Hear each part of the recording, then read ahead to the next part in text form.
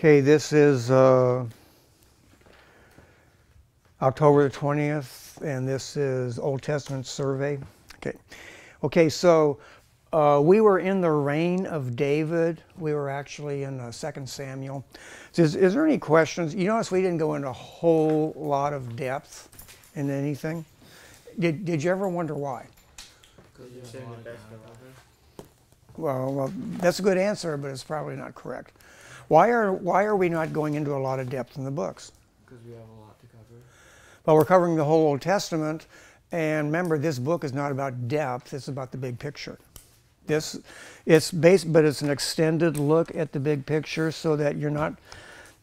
I don't want you thinking in terms of details. I want you to be thinking in terms of overall panoramic view of all of your Old Testament, and that's why I grudgingly decided to finally pass this out after several weeks. I was kind of I've done such a horrible job drawing timelines and stuff that I said, well, I need to give you guys something that's decent. Well, I mean, you're limited to like a foot size. Yeah, and that like I say, I need an 8-foot board. You mean you didn't draw this? No, I didn't. I copied it out of a book. I actually copied it out of the Bible Knowledge Commentary by Walvoord and Zuck. Okay, so basically it's an overview of the whole Old Testament. It's the overview that they would teach at Dallas Theological Seminary. Most fundamental conservative seminaries are going to have pretty much the same thing. Like for instance, Paul Benoit follows pretty much the same line, but he's a graduate of Dallas Theological Seminary, so. But no matter where you go, whether you went to the Master's College or if you any fundamental seminary, you're pretty much going to get the same thing. You're going to have a few years difference in some of the dates, and that's about it. Like for instance, instead of saying that Nebuchadnezzar destroyed Jerusalem and the temple in 586 BC, they might say 587 BC. And we're not going to quibble about that. Okay, so I still want you to draw your timelines so that you just get used to memorizing them. So like when I put a timeline on the board, if you're like kind of looking at it. So, so far, we went through the book Joshua, Judges, being some 330 years or so. And then when we got into 1 Samuel, does anybody remember the significant purpose of 1 Samuel? What's that book supposed to do? The Yes. transition from theocracy to monarchy? Yes. Okay. So in other words, there's a whole lot of detail in that book. I mean, and you can really get wrapped up on David slaying the giant Goliath and all that stuff. And you can get wrapped up in a lot of things in the book, but the purpose of the book is it's a transition from a theocracy where God's the king to a monarchy where there's going to be a human king. And of course, 1 Samuel, you get the people's choice, King Saul, but I mean, he's what everybody's looking for. He's tall, handsome, everything that people look for in a politician. Never mind the issues, never mind his character, never mind any of those sorts of things. It was what the people were looking for. It was somebody that looked good. That's all they cared about. So God gave them their choice, and of course he failed miserably because he had no character. So eventually, God is going to choose his own king. And remember, it was always in the plan of God for Israel to have a king. Whether it was going to be David or the Messiah is up to question. I mean, that's what this guy right here says. But in Deuteronomy 17, God had planned for Israel to have a king. So if we flip back to Deuteronomy chapter 17, just to kind of set the stage here.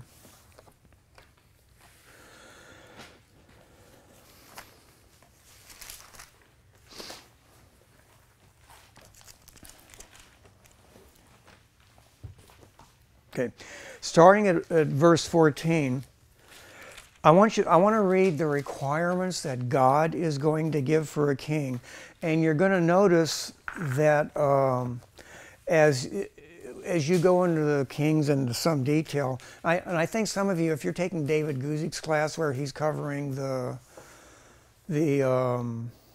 Historical books. the historical books, say from, was it Joshua all the way through Esther? Okay.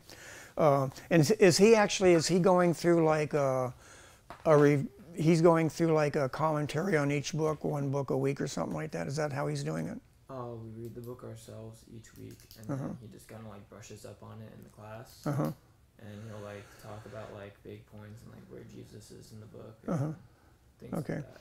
So again, you can't go into a lot of depth because the whole big point is the big picture. So you're fortunate, that you're getting the grand big picture, and then you're dividing that big picture in half, or like say maybe thirds, and you're getting the Pentateuch, you're getting the historical books, and of course in this class you'll get the prophetic books and the writings, like the Psalms and Job and Ecclesiastes and Proverbs and stuff. So I mean, you should have a good overview of the Old Testament when you're done with this semester. So anyway, in looking at the principles for governing kings, Deuteronomy 17 verse 14, this sets the stage actually, for 1 Samuel, 2 Samuel, 1 and 2 Kings, and I guess you could include 1 and 2 Chronicles also. He says, when you come to the land which Jehovah your God is giving you, and possess it and dwell in it, and say, I will set a king over me like all the nations that are around me. In other words, I mean, God is already mimicking what they were going to say in their own hearts.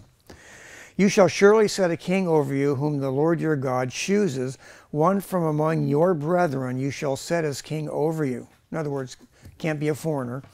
You may not set a foreigner over you, who is not your brother, but he shall not multiply horses for himself, nor cause the people to return to Egypt to multiply horses, for Jehovah has said to you, you shall not return that way again. So in other words, you don't want a king that's going to multiply horses, because you don't want a king that's going to build a huge standing army and look for wealth. Neither shall he multiply wives for himself, lest his heart turn away, nor shall he greatly multiply silver and gold for himself. So 3 things that God says he doesn't want the king to do: multiply horses, multiply wives, and of course multiply his wealth. Of course, if we, as we'll talk a little bit later today, what was Solomon guilty of? All of the above. All of the above. Okay, now here's a key part that's a part of what the Israelite kings are supposed to do. In verse 18, also it shall be when he sits on the throne of his kingdom, that he shall write for himself a copy of this law in a book, from the one before the priests the Levites. And it shall be with him, and he shall read it all the days of his life, that he may learn to fear Jehovah his God, and be careful to observe all the words of this law and these statutes. So what does that say? What is he supposed to do? What is? Study. It doesn't say that. Well, he's going to study it. It says that later. But what's the first thing he's supposed to do? Read the law. What? Read the law. It says more than that. He's supposed to what? Right. He is supposed to copy the law. What does that mean? If I gave you an assignment like that, you would probably all balk at that, would you not? What does that mean? What is he supposed to do, the king? Be an Israelite king. In other words, if I gave you this assignment, I would say, I will give you a semester, but I want you to handwrite a copy just to make sure it's in your own penmanship, starting at Genesis 1:1, and don't stop until you get to Deuteronomy chapter 34. I want it all handwritten out, okay? And then, of course, you'll turn that in at the end of the semester. That's what the king was required to do. And then he was to take his handwritten copy, which, by the way, would take some time to do, right? and then he was supposed to have it on his throne with him always, and he was supposed to be reading it constantly all the time, so that he would not only learn to fear God. Why would he learn to fear God by having that with him? What would cause him to fear God doing that? The warnings. Well, think about it. How do you know about the warnings? Huh? When you read it. Yeah, when you read it and meditate on it all the time. In other words, if he's going to be the king representing God on the throne, then he's supposed to know the law and be God's spokesman, and he better know what God says.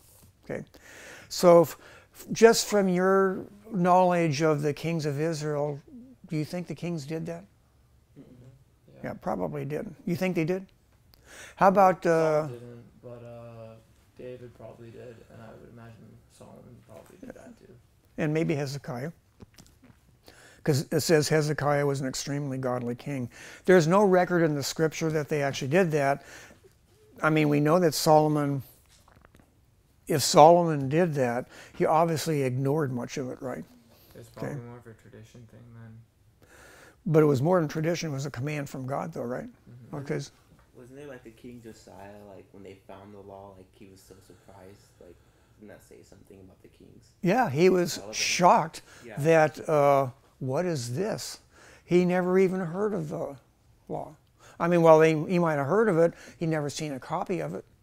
So obviously, if he had never seen a copy of it, in fact, if the high priest had, he looked at, what is this? And then he reads it, wow, this must be the Torah. I heard about that, but I didn't know we had any copies around anymore. Manasseh got rid of all the copies of Scripture, and of course, he instituted paganism throughout the land. So when they discovered the law, they were shocked, and then when they actually read it, they were doubly shocked, because of when they got to the curses in Leviticus chapter 26 and Deuteronomy chapter 28, they realized that, wow, we are on the verge of judgment, and God's going to remove us. So they go inquire of the Lord, and of course they find a female, a prophetess, and of course she gives the word of God, and she tells them, yes, very shortly I'm going to come in, I'm going to remove you from the land.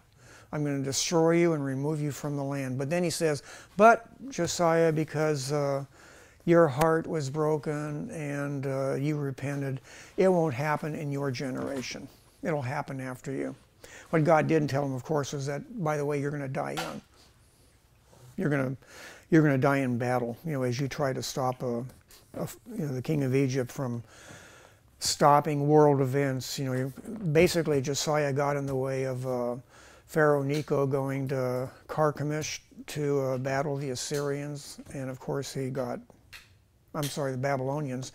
Pharaoh Necho of Egypt allied with the Assyrians, and of course the Babylonians won that tremendous battle, which I guess if you lived back then, that was an event that changed world politics for the next 100 years. So it gives you an idea what the kings are supposed to do. And of course, if God had given this the requirement for the kings, that would presuppose that they need to be reading this law all the time, right? They needed to be reading Genesis to find out who they were amongst all the nations, and of course Exodus, how God actually built a people, gave them a law, and how they inherited the land. But then, and even more important, how God warned them that if they expected to remain in the land, then they couldn't be doing what the Canaanites were doing. What were the Canaanites doing? Everything wrong. Which was what? Idols. Idolatry. They sacrifice their children. Sacrifice their children. Every form of sexual perversion and the worship of their gods. In other words, to the point where God would literally vomit them out of the land. Okay. So then he says, let's start at verse 19 again. It shall be with him, and he shall read it all the days of his life, that he may learn to fear Jehovah his God and be careful to observe all the words of this law and these statutes, that his heart may not be lifted above his brethren, that he may not turn aside from the commandment to the right hand or to the left, and that he may prolong his days in the kingdom, he and his children in the midst of Israel. In other words, so he was supposed to not only have it with him, he was supposed to be reading it constantly, because you can't administer God's law as the king if you don't know what the law is. Okay. And of course, it would also teach the king that he himself was subject to the law, and that he was, in other words, he was subject to the penalties of the law also. And the people would expect him to administer that justice, and of course, the priests and everything to be able to lead in worship and to teach, which of course, when you look at David, especially in the first part of his reign and in the first part of Solomon's reign before he apostatized by multiplying horses for himself, multiplying wives, and then what else did Solomon do? Got wealthy, extremely wealthy. Although God did say he would make him rich, but then becoming rich became an obsession with Solomon too. So this is an important chapter as we think about that period of the kings.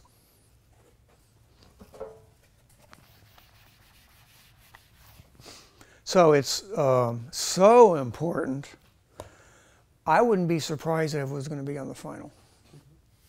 Deuteronomy chapter 17, because there are 6 books in the Old Testament that are the fundamental rule was that the king was supposed to write a copy of the law, and he was supposed to know the law.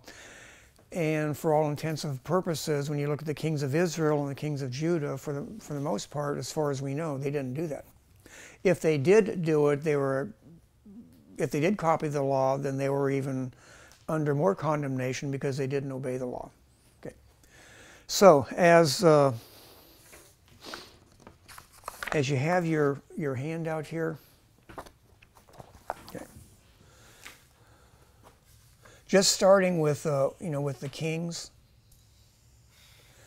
You notice, well, in my textbook, they're showing Saul, David, and King Solomon all reigning for 40 years. Some textbooks are going to say that Saul reigned for 32 years.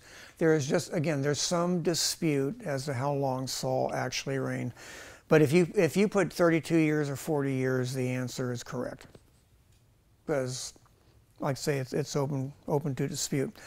But you notice on your handout on the bottom sheet there, it says Saul, it says David, and then it says Solomon, and then it gives the scripture references and stuff like that.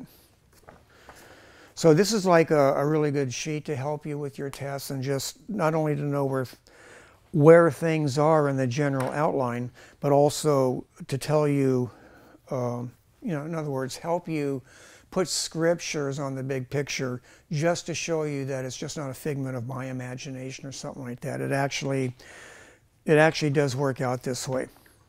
Okay. I want to go over again the foundational books, because this will be on the test. I almost put it on the midterm, but it's going to definitely be on the final. Chronologically, there's 11 books that go through the chronology of the entire Old Testament. They are Genesis, Exodus,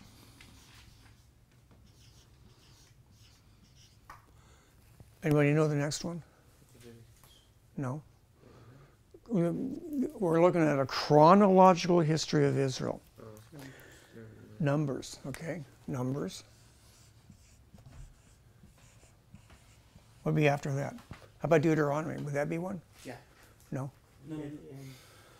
It's like an The Deuteronomy was written in the last month of the 40 years, which is covered in Numbers. Okay, so then it would be Joshua. Joshua. I thought Joshua happened after Moses died, though. It did. So, A chronological history of the Old Testament. Moses did not live throughout the entire Old Testament era. okay. Okay. You understand that? All right. Yeah. Sorry. I was just wondering why, like, because like Leviticus and Deuteronomy weren't up there, and I get like Okay. those were written in Moses' life. Okay. No, That's still not. You're still missing the point. A chronological timeline history. Okay. In other words, a chronology. We're looking at time, the time frame for the Old Testament. So don't just be thinking like books of the Bible. Think of books of the Bible, in other words, they have to be historical books that are advancing the flow of time in the Old Testament. So obviously Genesis does that, covers like 2,300 years. Exodus covers like say 430 years, but say from Exodus 6 or say Exodus 12 all the way to the end of Exodus, that's only 1 year. Numbers is 40 years. Joshua, starts off 7 years. Deuteronomy were just kind of covering the law. It wasn't like a progression of time. Leviticus was, if I did this, and I'm trying not to confuse you, but Leviticus is basically when the Israelites are at Mount Sinai during the, at the Exodus when they're receiving the law. They receive more than the 10 Commandments. They're receiving the book of Leviticus too. Okay, I get it. Okay. And in Deuteronomy, it's received at the end of the 40 years. Okay. So then we have Joshua going into the land. Okay. And then what would be the next book that would advance the chronology? Judges. Judges? Does everybody agree with that? Yeah. Austin, would you agree with that? Okay.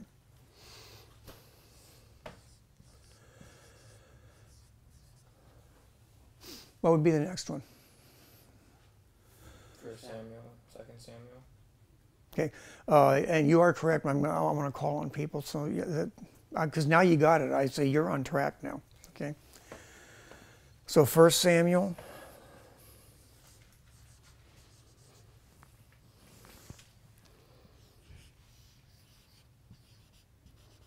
2 Samuel. Lauren, what would you say would advance the chronology after 2 Samuel? First Kings and 2 Kings. Absolutely.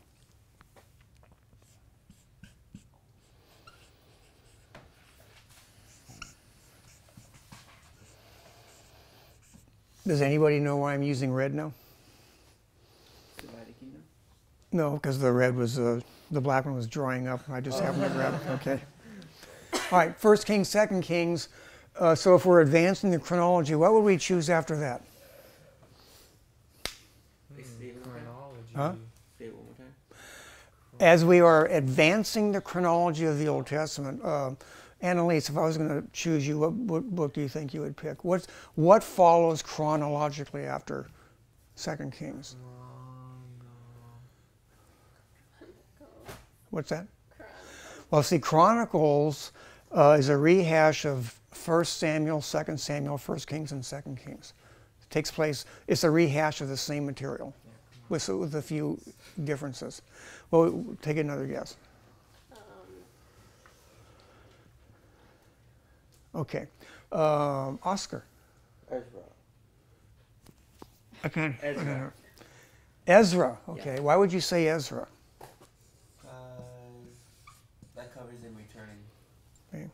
Second King ends with them being exiled. Okay. Ends with them being exiled, and then Ezra is when they start to come back, right? Yeah. What would you say after Isaac? What would you say after Ezra? I have no idea. Are you cheating by looking at your Bible? I'm not. Okay. Okay. Nehemiah. Nehemiah.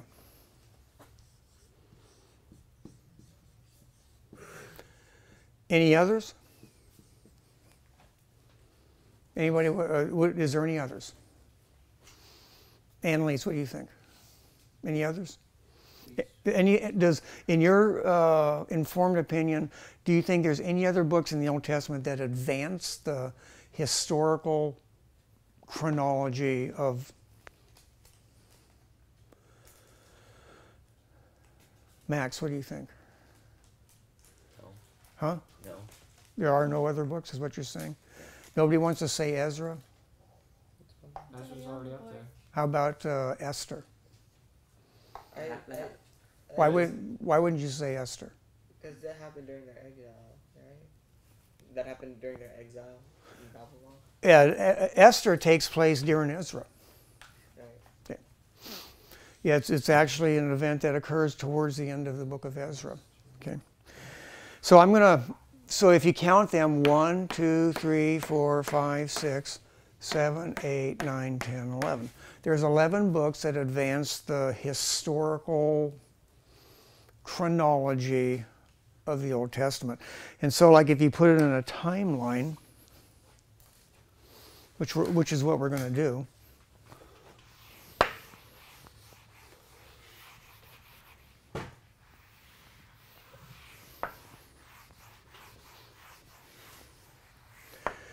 Remember, big picture, okay? And so, again, say for a lot of you, if you're not thinking in terms of big picture, because it is so easy to just sit down, like especially in the Old Testament, you know, when you got 939 chapters, and you just pick a chapter here, a chapter there, and again, they almost seem isolated from each other. So if we looked at it chronologically,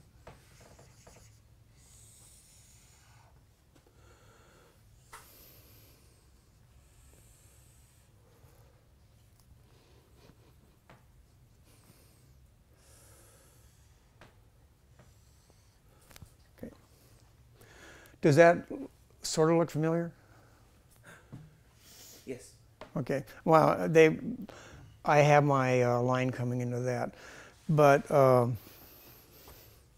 you should be able to put dates on this. But you should know where the books go too that cover those particular eras of history.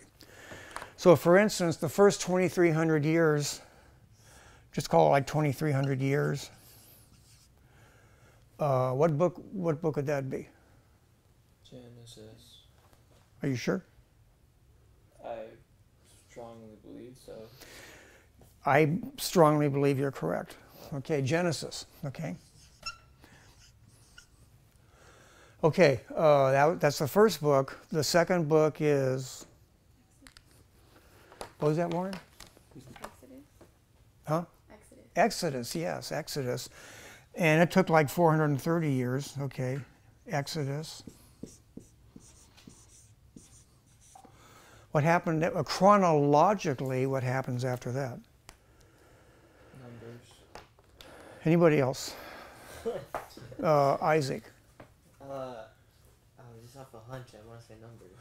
That's that's not even a guess. That's an informed statement that you're making, right? Yeah. Okay. Do you understand? Do you understand why Leviticus does not advance the chronology? Yeah. Annalise, would you understand why does Leviticus not advance the chronology? So it's not part of. I mean, it is part of the big picture, but not like in the sense of that. Yeah, it's not. Yes, it's not like advancing. It's not telling what happened after here, after this, after that. It's 20. Well, it's about 25 out of the 27 chapters is just law.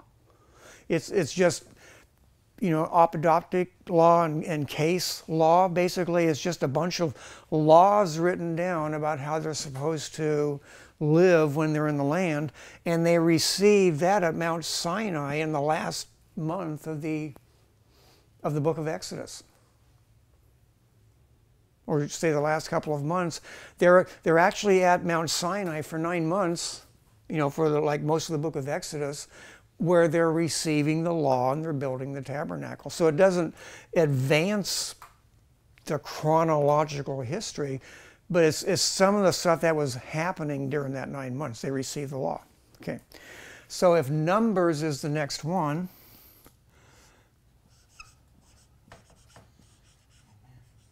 Okay. So where would we fit the book of Deuteronomy there? Just out of curiosity. Towards the end of it. Towards the end of what? Numbers. Numbers. Yeah, the last month. Remember, this is like it's 40 years.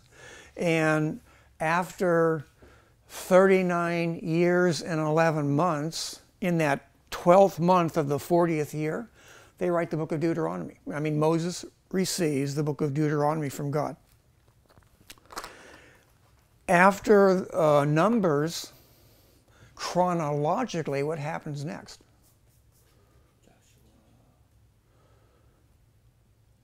The book of Joshua. The book of Joshua. Yeah. Why? I mean, remember, in Numbers, you know, one generation dies off. There's another generation that grows up, and now they're going to get ready to inherit the land. So then we have the book of Joshua. And they take 5 to 7 years to conquer the land. And then you kind of like have to wait for Joshua to die and stuff like that. And then after Joshua dies, what happens after that, chronologically? The book of Judges. The book of Judges. And you sound like you're really sure of yourself there. And I'm going to agree with you, Oscar. Okay, Judges. Book of Judges. How long? How much time transpires in the book of Judges? 1,500 years. How much? 1,500 years. No, in the book of Judges. How much time transpires from the beginning of Judges to the end of Judges? Huh? Is it 267? What? Is it 267? That's pretty close. If you just round off to 300 years, if I looked, Oh, 299. Judges and Ruth, 299 years. So if you said 300, okay. So the book of Judges is advancing their chronology. Notice that when you look at the diagram here, it's advancing your chronology there. So if you had that handout out, you could actually see the advance. So we'll just do what the handout does, 299 years. After Judges, what transpires after that? Historically, what happens? Don't give me the book. Historically, what happens after the book of Judges? Kenan. Israel turns from a theocracy to a monarchy. And that sounds like a good theme for which book? First and Second Samuel, Wrong. which used to be one book actually. Well, if you say they're one book, but 1 Samuel. Okay. Yeah. 1 Samuel. Okay, so in 1 Samuel, we're going to actually receive a king. By the way, which two judges lived in the book of 1 Samuel? Eli and Samuel. Eli and Samuel. And who was the first king? Saul. Yeah. Was David king at that time? He was anointed to be king, but he wasn't king yet. Very good. Okay. So 1 Samuel.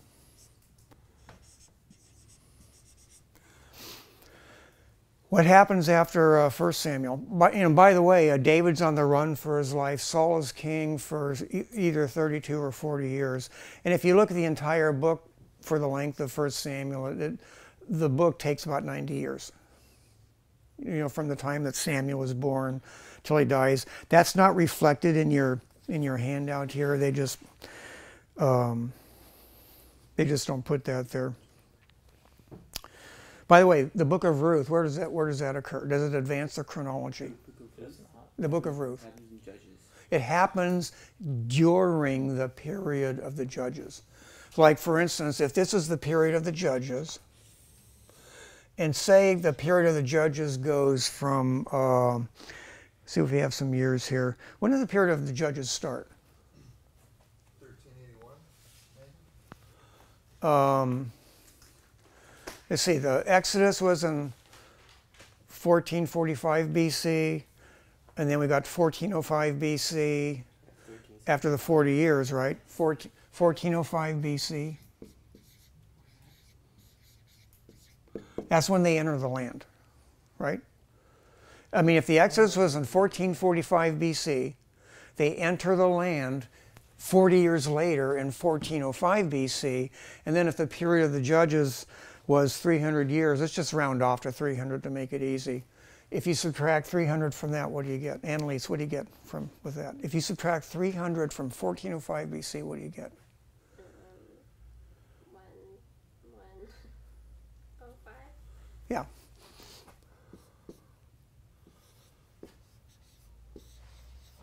So this is the period of the judges.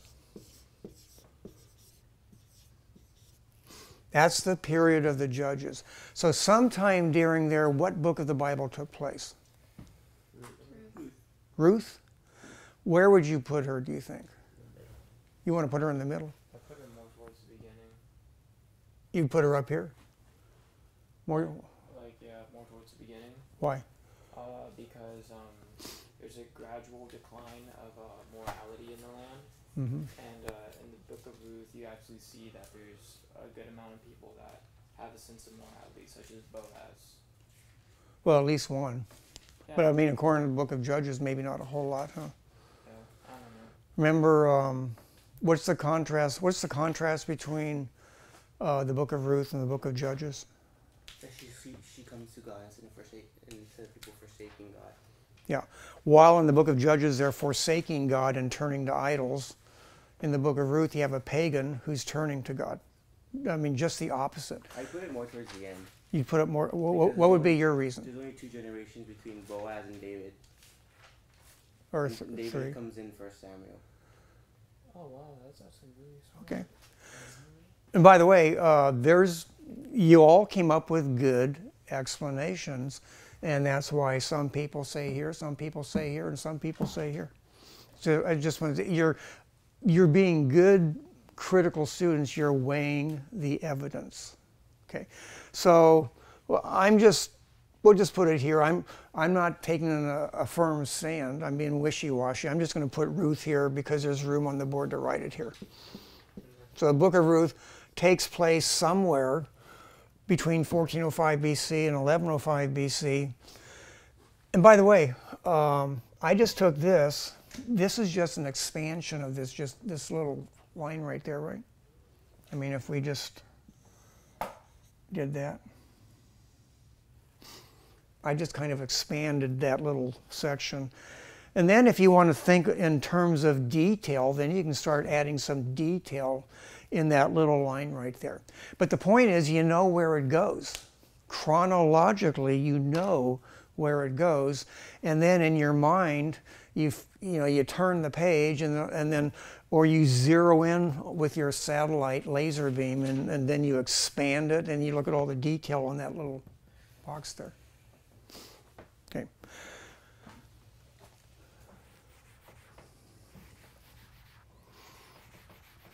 Okay. After 1 Samuel, what happens in 2 Samuel? David becomes king. What's that? David becomes king. Are you absolutely sure of that? Yeah. Good. I know you are, but I know you're really slouched down and you're really okay. Does everybody agree with it? Annalise, would you agree with that? 2 Samuel, David's going to be king. How about Tony? How about you? Would you agree with that? Huh? Yeah. Okay.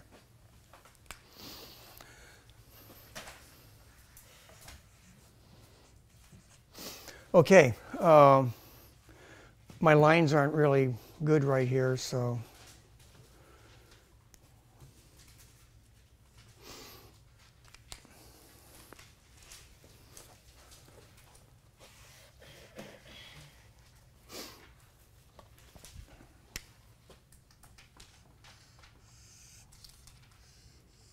Okay.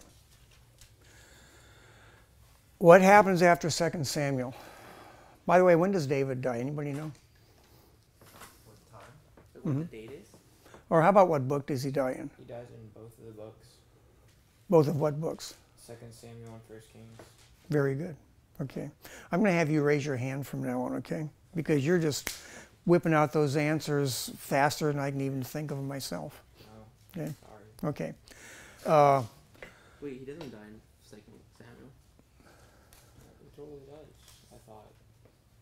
Well, what is it? Which is it? In 1 Kings, he doesn't die in 2 Samuel. He has last words, but he doesn't die. He has last words, but he doesn't die. Does anybody want to validate that? Maybe after the break we can validate that. Huh? Yes. Okay. Okay, so he's going to die. What happens after David dies? Who takes over? His son. Well, actually, that's a trick question because one of his other sons tried to take control, and he almost got away with it until David, before he died, initiated his son Solomon, whose mother, by the way, I don't know if you knew this, was Bathsheba. I didn't know that. Is that's an important piece of information to know. So his mother was Bathsheba. Hmm. Scandalous, is that what you said? Okay. So what brother, by the way, was Adonijah? Does that sound? Adonijah. That means Jehovah is Lord. Jehovah is sovereign. Yeah. Okay. Adonai, Yah. Yah. Okay. Adonijah. Okay. Okay. It's a very holy sounding name, is it not? Very religious sounding name. Yeah. But of course, he was a conniver and wanted to take over. Why? Do you think he felt like he had a right to the throne? Mm-hmm. Why? Because he was second to Absalom, and Absalom was the oldest son. Yeah, Absalom was the oldest, and Amnon was older, but of course Absalom had Amnon killed. Absalom, of course, was killed by Joab. And then Adonijah, what other good quality did Adonijah have? He was good looking too, so he was qualified to be king too, right? I mean, humanly speaking, okay. Scripture says he was good looking too. Adonijah was good looking, but probably not as good looking as Absalom, because Absalom, remember, he was so good looking that once a year he got a public haircut, so all the girls could stand around him as they go ooh and ah as they cut his hair, and then they'd say, "Can I have some of his hair?" You know. Okay. Okay. Yeah, he was. Ew, that's kind of gross. Absalom actually entered the Mystery Israel contest and won. Okay. Okay. Okay. So anyway, but forgetting all that detail, but you could really get mixed up in all that detail. So basically, who becomes king after David? Solomon. And Solomon becomes king in what book? First Kings, and basically the first 10 or 11 chapters. So you got First Kings is basically going to take place. Here's First Kings. Because it's during First Kings, of course, that we're going to, after Solomon dies, when we get to about chapters 11 or 12, the kingdom there is going to split at the death of Solomon. Okay, so you go all the way through First Kings and you get well into the divided kingdom. And with that, we're going to take a 10-minute break. Okay, we left off at Solomon. Again, I want to stress, you realize I'm giving you no detail at all. It's just basically, we're just talking about United Kingdom, divided kingdom. I mean, just broad sweeps of history where, like when we look at First Kings and Second Kings, we're talking between Israel and Judah. I mean, we're talking over 40 kings, right? I mean, there's like 40 kings that you could really get wrapped up in a lot of detail on and get confused. And man, who are we talking about? Especially when they got the same names in both kingdoms. It's really confusing in this, because when they intermarry, so-and-so is named after his uncle. And now you got one king in Judah and one king in Israel, and they both got the same name. Mm-hmm. And it's like, you need a program. Just try to figure out what's going on.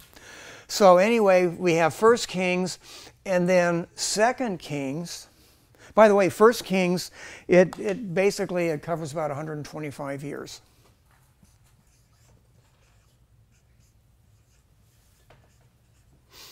First Kings covers 125 years.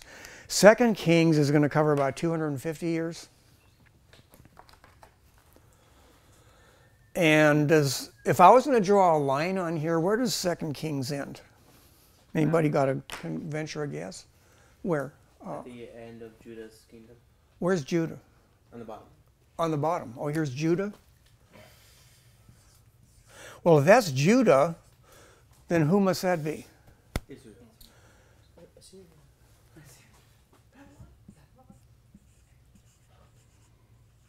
Remember, it's a divided kingdom. By the way, we're going to get into some more detail after we just kind of make it plug our way through this timeline.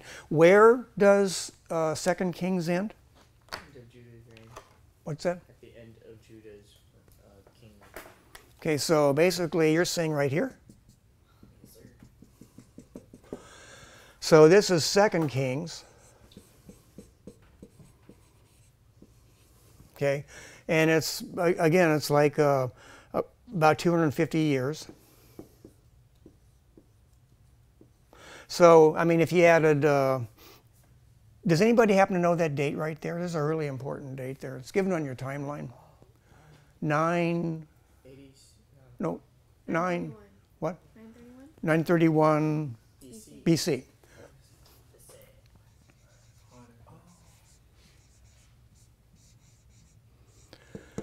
That's basically when Solomon died, Rehoboam and Jeroboam, become kings. And that's the start of the divided kingdom. And basically Israel ends right here.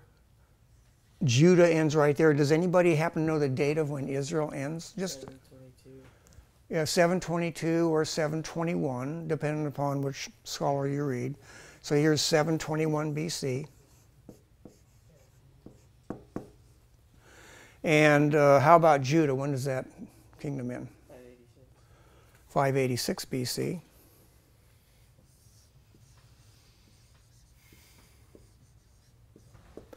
Anybody happen to know the empire? The Empire Strikes Back, right? When did what empire carried Israel away into captivity? Isaac. Yes. Assyria. Assyria. In other words, Israel was carried away in the Assyrian captivity. Anybody want to venture who carried away Judah? This guy is brave enough to venture there. All right, I'm going to go ahead and call on you, Oscar. Okay. Babylon. Babylon. So here we have Assyria and Babylon.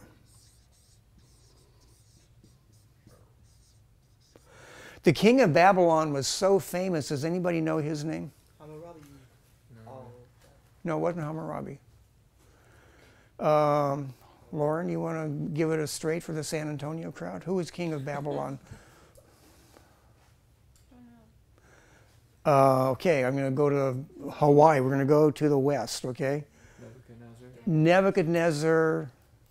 Or you could say Nebuchadrezzar, too. That would work, too. The only reason I remember is because he's in VeggieTales. That's right. That's right. I've seen that. I've seen them, a good many of them. By the way, the guy that did the voice for VeggieTales, he's on the bulletin board right there. He's going to be speaking at. But Eric Metaxas? Yes, he was one of the voices for VeggieTales. No way. Yes. Who was he a voice for? I don't know. He's either a voice or he wrote a lot of the stories. One or the other. I think both. That's right. That's how he got his start.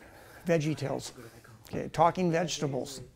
Who would have ever dreamed you could learn the Bible by listening to talking cucumbers and stuff? I think think that's the best I think people could have way. dreamed Best way. Okay. Okay. All right. So we've gone through this much.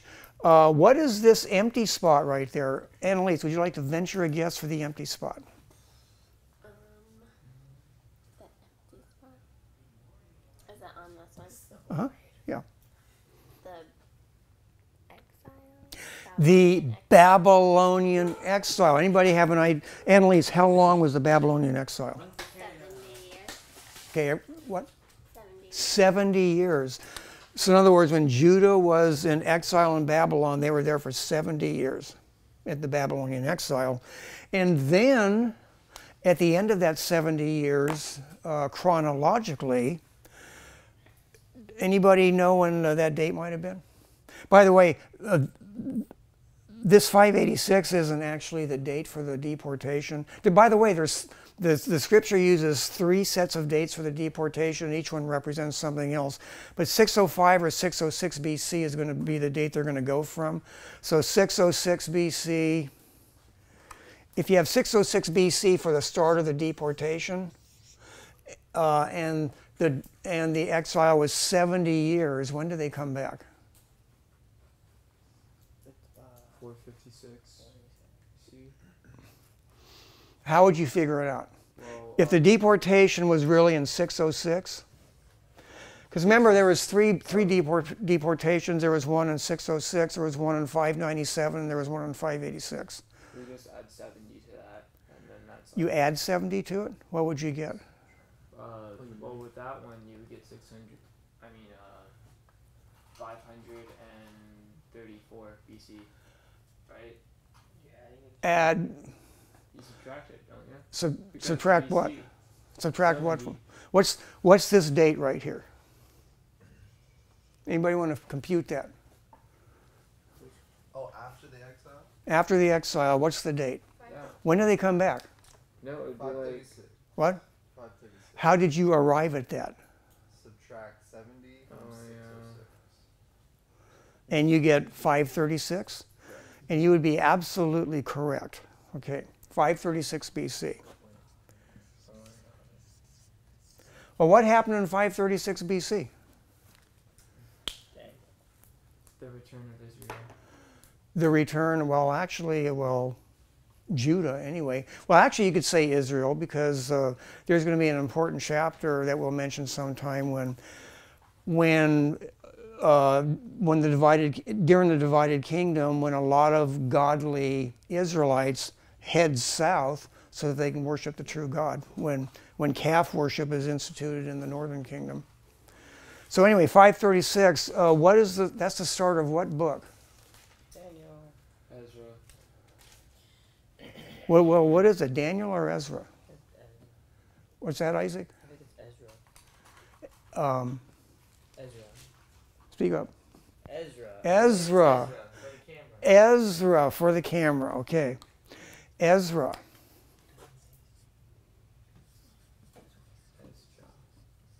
Okay. So they're back in the land. Anybody have a date for that? No. Say it one more time. Well, anybody have a date for Ezra? Or at least when it starts. Wow. 515. How about how about 536? Huh? If that's when they return, that's when Ezra starts? Yeah. Are you sure?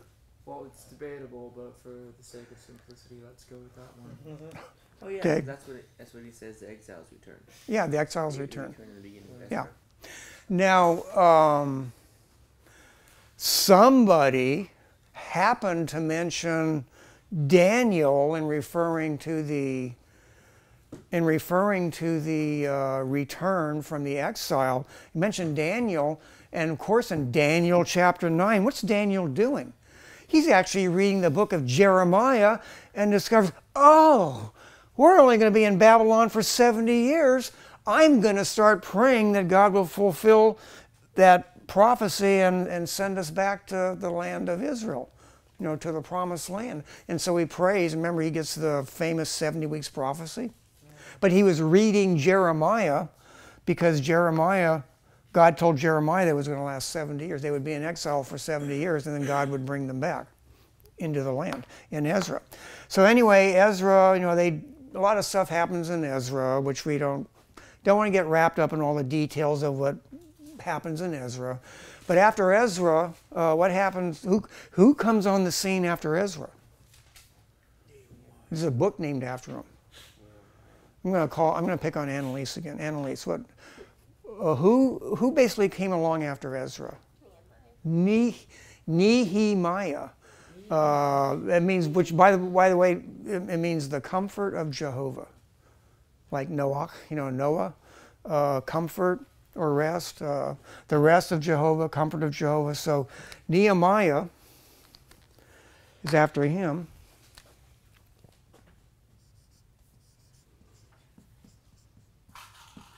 Anybody know when Nehemiah ends? At the end of that line. What's the date? Look at your chart. 430 BC. 430 BC, some people say 444 BC.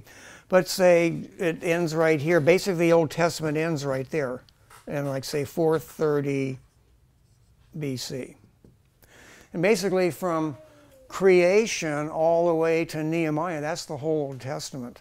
And by the way, we've gone through it and we've just done the minimum of detail. You just want to know basically when these guys were around. If you were looking at this chart up here, where would you put Abraham. Genesis. Well, I'm going to call on people, okay? Sorry. Okay. No speaking out of turn. Lauren, where would you put Abraham? Okay. Matter of fact, put Abraham in there. Just put a mark, you know, where Abraham would go. You're gonna be on the video. Somebody look at me on the video. Okay. People will actually look. Oh, there's somebody else there. Okay. Very good. Okay.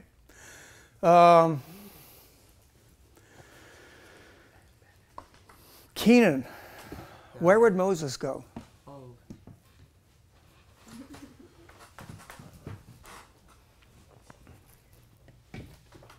We're just looking at the big guys. Okay.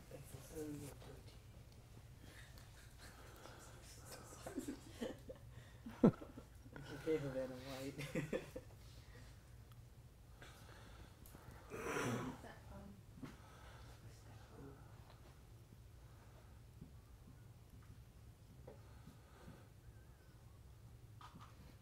Very good. Give it up for Keenan. Okay. Vanna White. All right. Annalise. King David, where would you put him? In Nehemiah. Okay. Go ahead.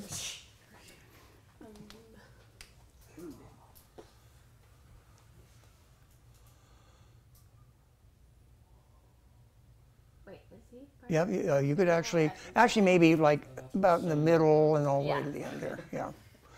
Because he's mostly in first, but all of it, his kingship is in 2 Samuel.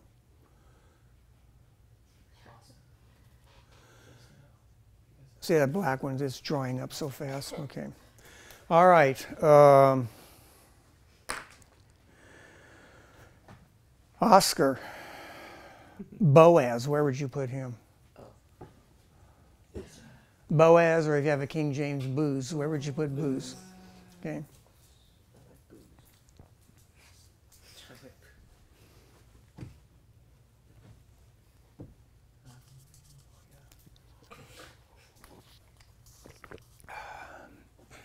Austin, where would you put Joshua? When did Joshua live? In the book of Joshua, right? That's pretty close. That's pretty good. Yeah. I don't know about that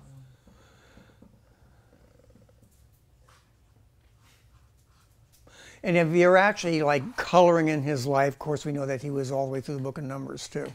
But we know basically that's where Joshua fits. Isaac, Yitzchak.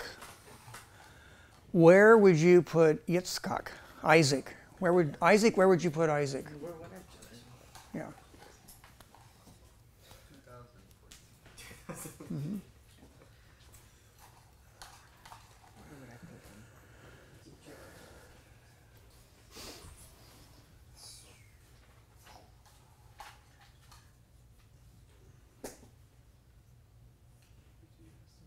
Okay. How do you write it in Hebrew? You're going in the wrong direction, but who's going to know? Just put it in there with authority. Only I will know. But remember, it's being recorded. Yeah, Okay. that was a lie. Okay. Only Jim No will know. Okay. Jim No would know. That's right. I would know. Okay. Huh? Doctor, no. Okay. All right. So you're learning to actually think about where things go. Okay. If I was going to call Brock, and if I was going to ask you where, can I give you a tough one? Yeah, sure. Where do you suppose King Hezekiah would go? I don't know that. Okay. How about King Solomon? Where do you think King Solomon would go? I think I could do Okay. Remember, don't mess up your minds with detail. If you already know the detail, that's fine, but just get the big picture first. Red's fine. Question. Yeah. King Hezekiah was he in Second King? Yeah. Yeah. Solomon. Don't mess up. I'm gonna say. What happened? Yeah. What happened when Solomon? When David dies. Uh-huh. So here. Uh-huh. And who took over after David? Solomon. Solomon. Right. So where would Solomon fit historically? So if David is right here. I'm thinking, I haven't learned this part yet. So Okay. I'm wondering if the kingdom divided. It divided at his death Really? because of his Oh, sins, because of okay? his death. Yeah. Oh, So basically, right here. that little. Yeah. Got it. Yeah. So you see, what I'm trying to teach you to do is learn to think in terms of just the big picture. Just taking, like famous people. And of course, if you know where, by the way, who put David up here? Who did I call for David? That was you? So if you know that David lived here, and if you knew that David was a young boy, basically 17 years old when he slew the mighty man Goliath, you would know that Goliath was slain basically somewhere right in there, right? I mean, you would just know that it goes there, and you could be pretty close on the date as to when it occurred, because we know how old David was when he died. He was 70 years old when he died. He died basically a decrepit old man at 70 years of age, and we know that he was king for 40 years. And he was on the run for 13 years away from King Saul. So basically he was like 17 years old when he kills Goliath. So you know that basically it's right at the very start of his life. So you can, if you got the big picture, you can almost figure anything out in the Bible. You look at the person, and in your mind, when this is like memorized in your mind, just that timeline, and later on when we get to the prophets, or if we were talking about the book of Proverbs or something like that, oh, Solomon wrote the book of Proverbs, or at least 2/3 of it, you would know exactly when it was written. And if such and such a prophet was king during so-and-so's reign, when he was king or something like that, you would know exactly in the timeline where those guys lived. And then you would even know about the historical situation too. So it just kind of like gives you an idea, and like we'll erase a lot of this stuff later on, but when we just put in other books of the Bible, like when we put in like the book of Job. Anybody know when the book of Job was written, just out of curiosity? Yes. Was it during the Genesis time? Yeah. Book of Job, basically it's during the patriarchs, is Job right here. Job is right there with Abraham. And there's your first wisdom book, and basically it's a very ancient book, okay? So it just kind of like, it gives you an idea, okay? Any questions like on just the big picture so far? Are we going to go over the divided kingdom and stuff like that? Absolutely. As a matter of fact, I was just, after questions, we're actually going to talk about the divided kingdom. And we'll fill in a little bit more detail there. I'm going to take from Solomon, and we're just going to expand just this picture right here. Actually, one question. Yeah. So after the 430 BC, Mm-hmm. we don't have anything recorded until Jesus is born? That's right. If we were doing like a timeline for the whole Bible, like we have, like say here, 430 BC, and then basically there's nothing until we get to Zechariah going into the temple in like 4 BC, 2 BC, depending upon what scholar you're reading. So in other words, there's going to be like 400 years of silence. So like in your Bibles, when it talks about the intertestamental period, it says 400 years of silence. And then all of a sudden, Zechariah goes into the temple and Gabriel appears to him, scares him half to death, and says that your wife Elizabeth is going to have a son. And Gabriel says basically, well, I don't really believe you.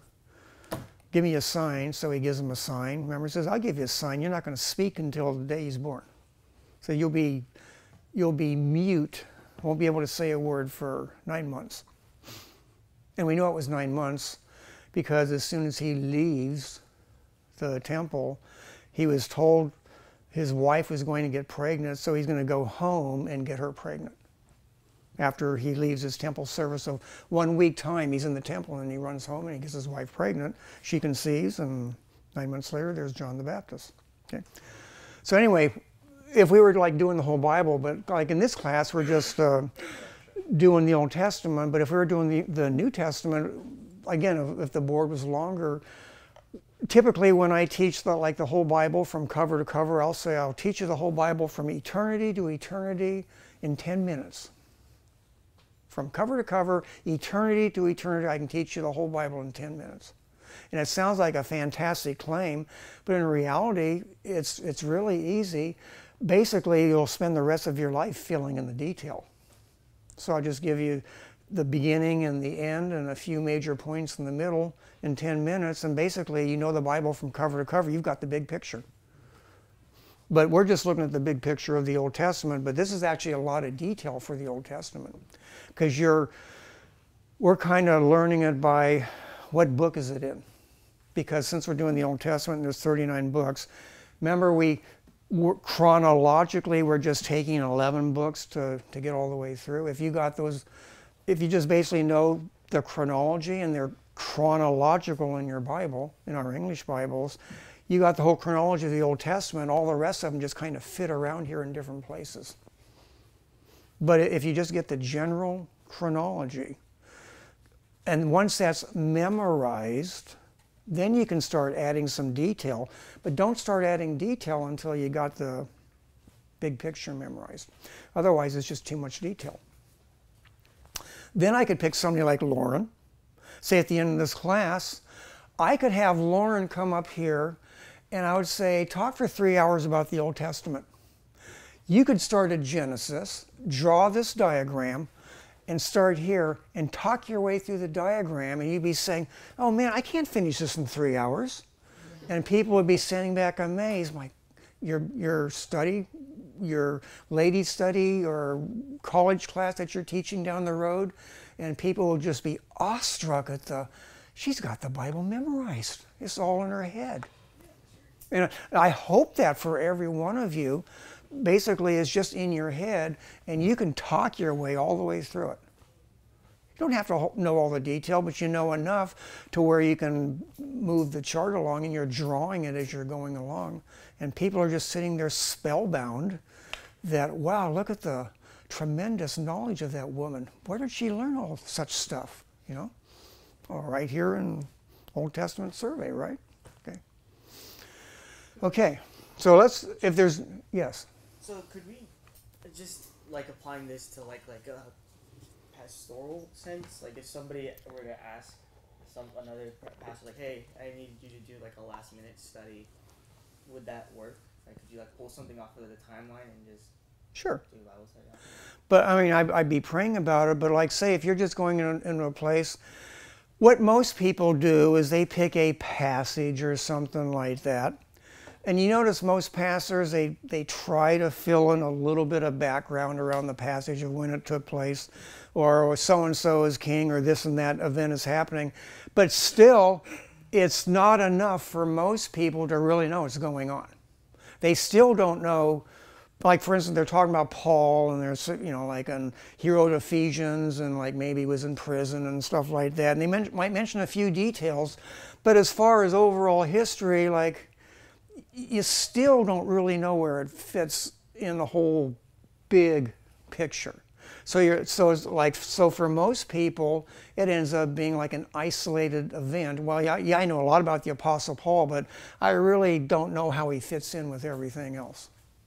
So you could take something like this, or you could come in and you might teach something like, you know, I'm going to give you a broad overview, just a broad sweep of biblical history that God wants you to see. And you could just basically go over something like that, and you might go over something like this and then hit a major detail. You know, you give the big picture, but then maybe you're talking about this, so after you give this, now you're zeroing in, you're kind of leading to where you're going to be right there, but now people see where it is. Oh, that's why it was. You know, you see the big picture, and then you start realizing why things happen. When you know when things happened, you start understanding why things happened, because you just know where it fits. So, and that's the difference. I'd say, unfortunately, most Christians, we are so locked into just the tremendous detail in the books that and the way I like to describe is when I talk about the book of Revelation. It was like, say, you look at 404 verses, 805 symbols, and it's like being dropped in the middle of a forest, and you're looking, you got leaves in front of you, the tremendous detail of these aspen trees, and you're looking at the leaves. You can barely see the tree, you're so close to it, but you got that detail picked in the leaf, but you don't know what's its relation to the rest of the forest? Well, the only way you're going to do that is if you get in a helicopter and go up above the forest and see the whole scope of the forest and realize, oh the aspen tree I was looking at is there, about 2/3 into the forest, and that leaf was like 2/3 up the tree or something like that. Then you get an idea of where that leaf is on the tree. In other words, that detail that you're looking at is somewhere in the big picture, and once you know where it is in the big picture, you start getting an idea. In other words, it starts doing a lot of the interpreting for you just by where it's at. And so basically that's what you're doing when you learn something like this. Automatically in your mind just starts zeroing in on when things happen, what's going on and stuff, because when you just got the whole panoramic view in your head, your mind starts doing the interpretations. You get the context of when everything happened. Oh yeah, Nehemiah, oh yeah, that's right towards the end of the Old Testament, at the end of that time frame, and they're getting, we're getting ready to, and then of course when you look at Ezra and Nehemiah, you realize, oh, Malachi, Haggai, Zechariah, they were the prophets during this period right here.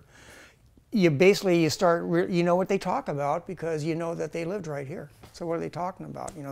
So you like, what happened during that period? See, once you just start knowing when things happened. Knowing when things happen helps you just put everything in its context. I mean, you do it with your own lives all the time. All you're doing is you're doing it with the whole Bible. Any other questions before I erase this? We're going to, part of our time, we're just going to be looking at the big overall from now until the semester is over, but then we're going to spend probably about half our time in some detail, but not much. Mostly we're just looking at major events so that, you understand, I got to lock in like key points like the divided kingdom. That's a big deal. The monarchy is over. And then what happened, what precipitates this division where Judah all of a sudden, or actually the 10 northern tribes rebel from the southern tribe, and the country's split in two. And so we'll look at some events, but first, before you look at why things happen, we just want to mention that they happened. So just so that you know where they are. Again, don't get bogged down with the details. Because you'll discover you know a lot of the details already. You just don't know where they go. Okay. So, as we are looking at the scripture,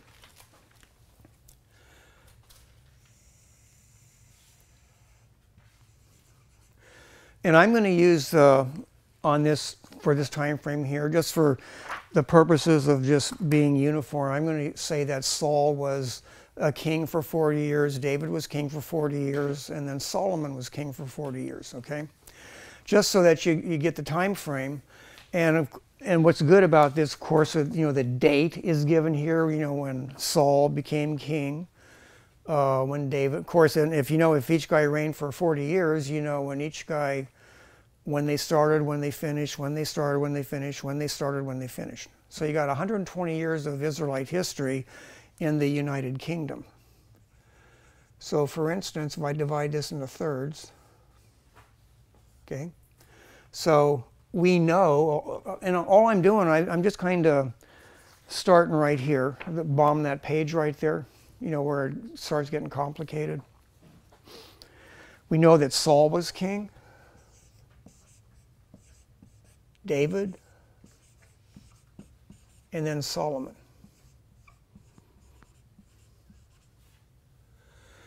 You don't have to know any more detail than that. Obviously, I could question every one of you, say, about the life of David. And if I ask you questions like,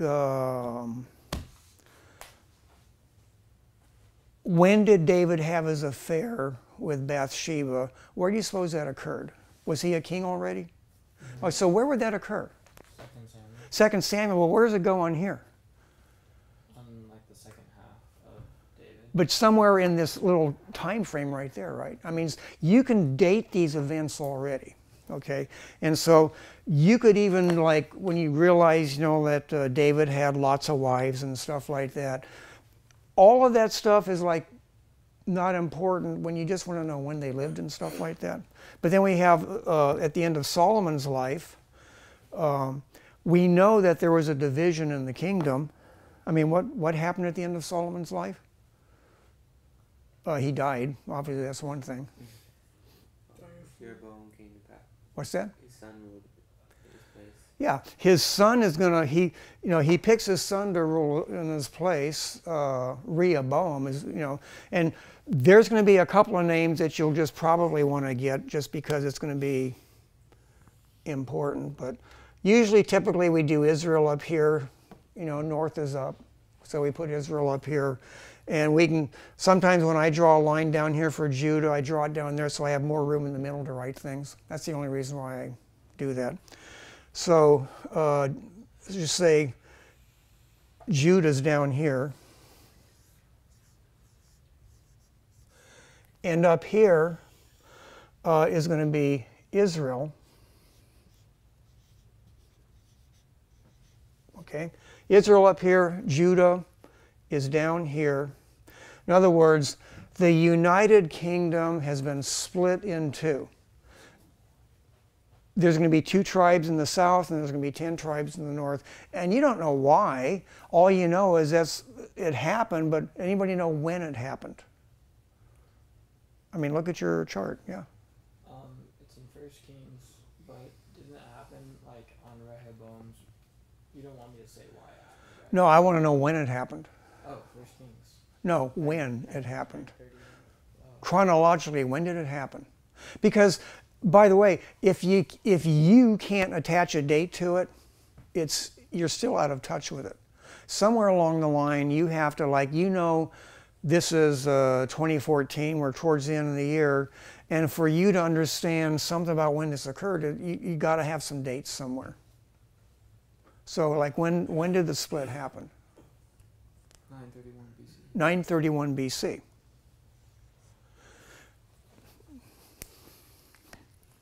And I understand that you know a lot of information about it, but all we want to get right now, we're just looking at the date, 931 BC. And the scripture, because it's such a momentous occasion, we're actually going to go back into the reign of Solomon, and then we're going to look at what's going to happen, why this happened here. How long did Saul reign?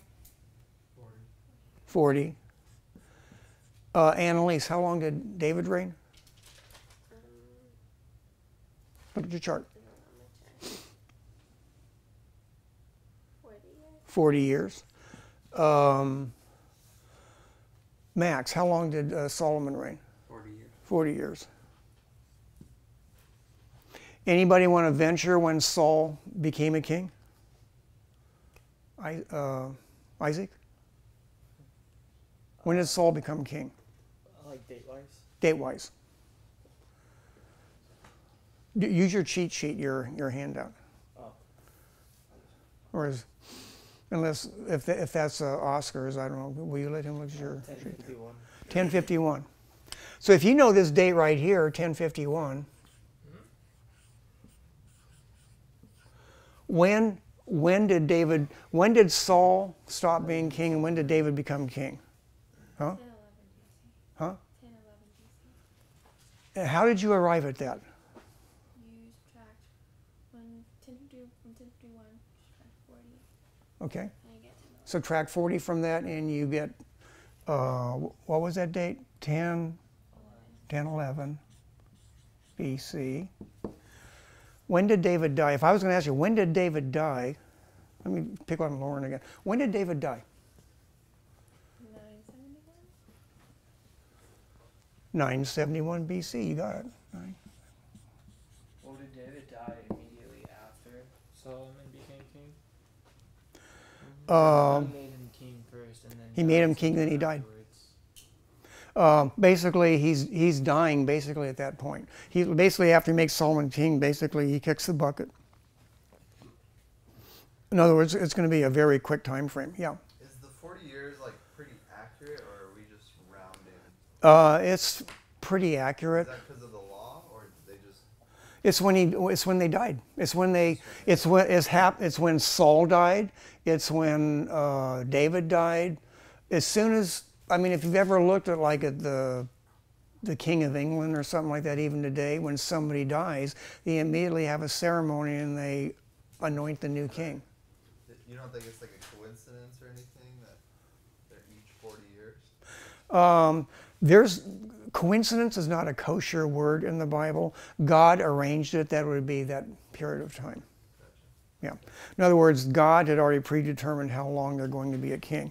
So this period of history right here, what do we call that?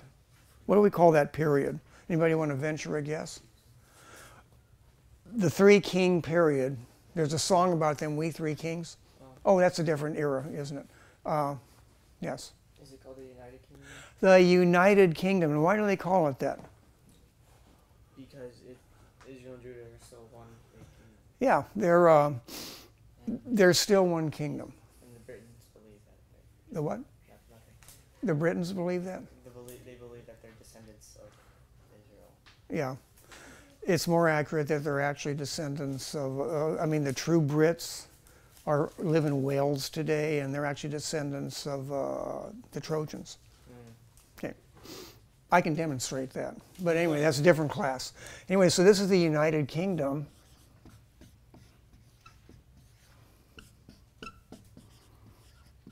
How long did the United Kingdom last? 120 years. Austin, how long do you think the United Kingdom lasted? 120 years. And how do you arrive at that? 40. Which adds up to, it's not a trick question. Adds up to what? 120 years. 120. Does everybody see that? Yes.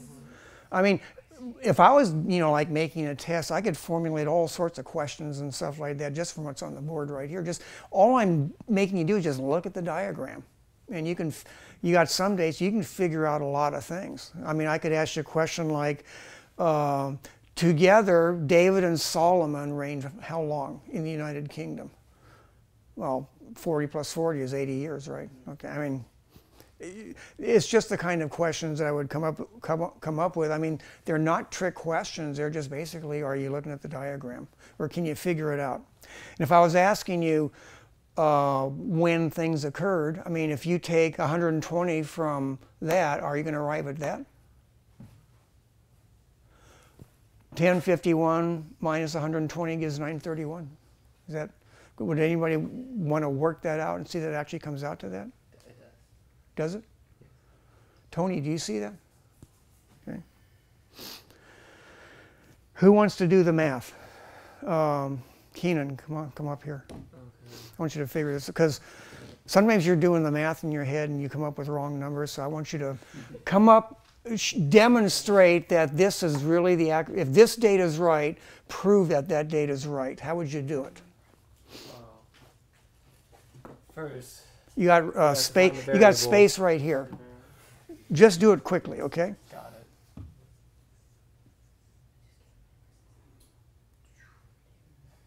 And No, just do it the fastest way possible. Okay. It's not fast enough. Shut up! You're putting pressure on me, bro. I know. It's Oh, not you, Jim. okay. Okay. Does everybody see how we did that? Okay. So, I mean, it's simple math, right? Okay. Just to get credit. Okay. That was your final exam. You aced it. Okay. Okay. Okay. 931. So in other words, with the timeline, you can just figure out a lot of stuff. You don't know anything about Saul, David, and Solomon, but you know when they lived, at least, right? you know, how long they lived and all that stuff. You just don't know why all this stuff happened. But you do have some information about it, which perhaps you probably didn't know before, but would greatly influence the way you start interpreting that information later. Okay? So David David had a nasty habit where he had a propensity for wives and having many wives. And so David started a tradition in the kingly line, which Solomon picked up, which ended up being so bad that it basically, it's one of the major reasons that the kingdom was divided. Okay? There's really like three major reasons why the kingdom was divided, but David started something. And if we look at 2 Samuel, we're just going to look at this period right here. Okay. By the way, 1 Samuel ends here, 2 Samuel starts right there.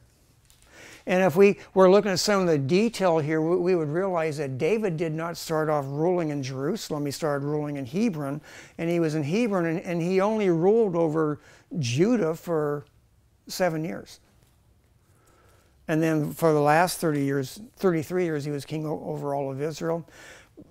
Too much detail right now, but we're just going to look at something about David's life that's going to cause problems not only with him, but with his descendants later on.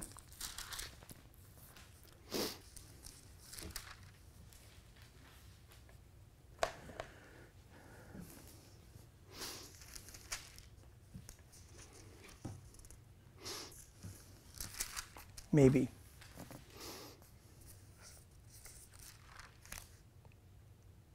Okay. David's going to become king right here. I'm going to expand this little 40-year section right here. Okay. We're just taking this little section, this 40-year section, and some of this right here, but we're just looking at this right here. Okay. And basically, we're just kind of like expanding it into so we can get more stuff there. That's how you put a spotlight on it.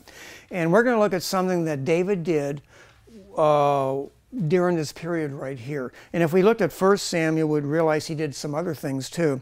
Like for instance, in 1 Samuel, David was married, to Michal, or I like to say Michelle, Saul's daughter. And then later on, remember, David was like the Robin Hood of his day. He and his band of 600, and they would protect a lot of the shepherds and farmers and stuff. And remember Nabal, you know, Nabal the fool. Naval means fool in Hebrew. It's one of the 3 words for fool. And remember, David's going to take 400 of his mighty men, and they're going to go down and destroy everything that's Nabal's. And remember, there's this woman that comes up to him and prevents David from destroying all the holdings of Nabal, and in other words, put a blot on his record when he's been a righteous person up to that point. And so this woman's name is Abigail, and like, when Nabal dies, what does David do with Abigail? Takes her as his wife. Yeah, he marries her, so there's wife number 2. Okay, so anyway, but in 2 Samuel chapter 3, we're basically at this point right here in 2 Samuel, during this 40-year period, it makes a statement, sons were born to David in Hebron. His first was Amnon by Ahinoam the Jezreelitess. His second, Chileab by Abigail, the widow of Nabal the Carmelite. The third, Absalom, the son of Maacah, the daughter of Talmai, king of Geshur. The fourth, Adonijah, the son of Haggith. The fifth, Shephatiah, the son of Abital. The sixth, Ithraim by David's wife Eglah. These were born to David in Hebron. So in other words, it just makes a statement here, off-the-wall statement, that in the first 7 years here's, you know, well, actually, I think it's 7.5, and actually, let's just put 7 and 33. During this period here, he marries a bunch of wives, right? So he marries a bunch of women, and he has particular sons by them. And these particular sons are mentioned because they're going to be in the text later on, most of them. So some of them you know about. Amnon, his firstborn was Amnon by Ahinoam. And later on in the story, what did Amnon do? If we remember, Absalom, Mr. Israel, Mr. Good Looks, has a beautiful sister named Tamar. And remember, after David has committed adultery with Bathsheba, remember, these boys are grown up. They're all young men, and they know what their father is doing and what he did and everything like that. And remember, God had said that even though his sin was forgiven, the repercussions of that sin was going to carry on for the rest of his reign. And so basically that victorious, joyful living that David had David was going to have a lot of tragedy and a lot of trials in his life. And one of those trials was, it mentions Amnon. Well, Amnon is going to be the one that's going to lust after his half-sister Tamar. Remember, he's so in love with her, so in lust with her, that he literally, remember, he gets one of David's nephews,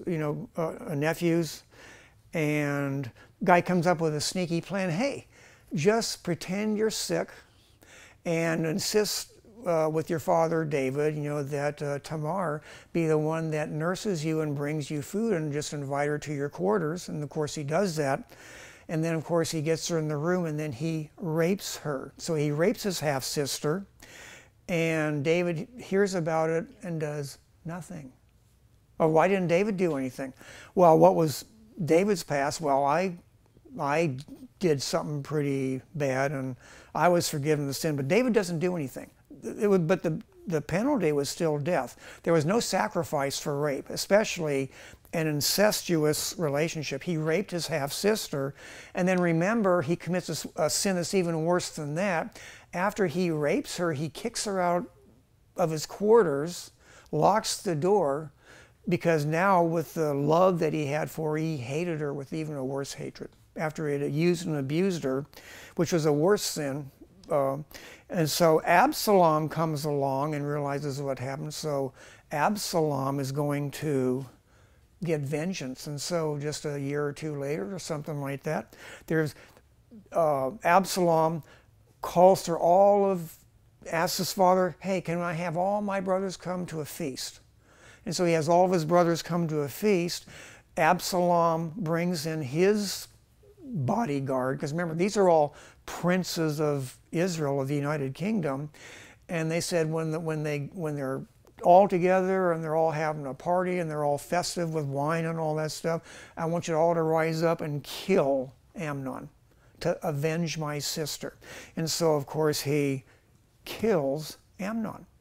Okay, so now Absalom flees to his father-in-law, the king of Geshur, and he's there for a while, and then of course a few years later, of course, he's going to come back. David, of course, is grieving for Absalom, but then finally, through trickery and stuff like that, Joab works it out so that Absalom comes back. But then when Absalom comes back some years later, David won't even see him. So now Absalom's getting angry. So finally, Absalom, in order to get attention, he burns down General Joab's wheat fields to get Joab's attention. That got his attention. He says, I need to see my father. So finally, it's arranged that he's going to go see his father. And by the way, I'm cutting out a lot of the story. But he arranges for him to see his father. And so Absalom comes in. And after all that time, David just basically comes up and says, well, hi, son.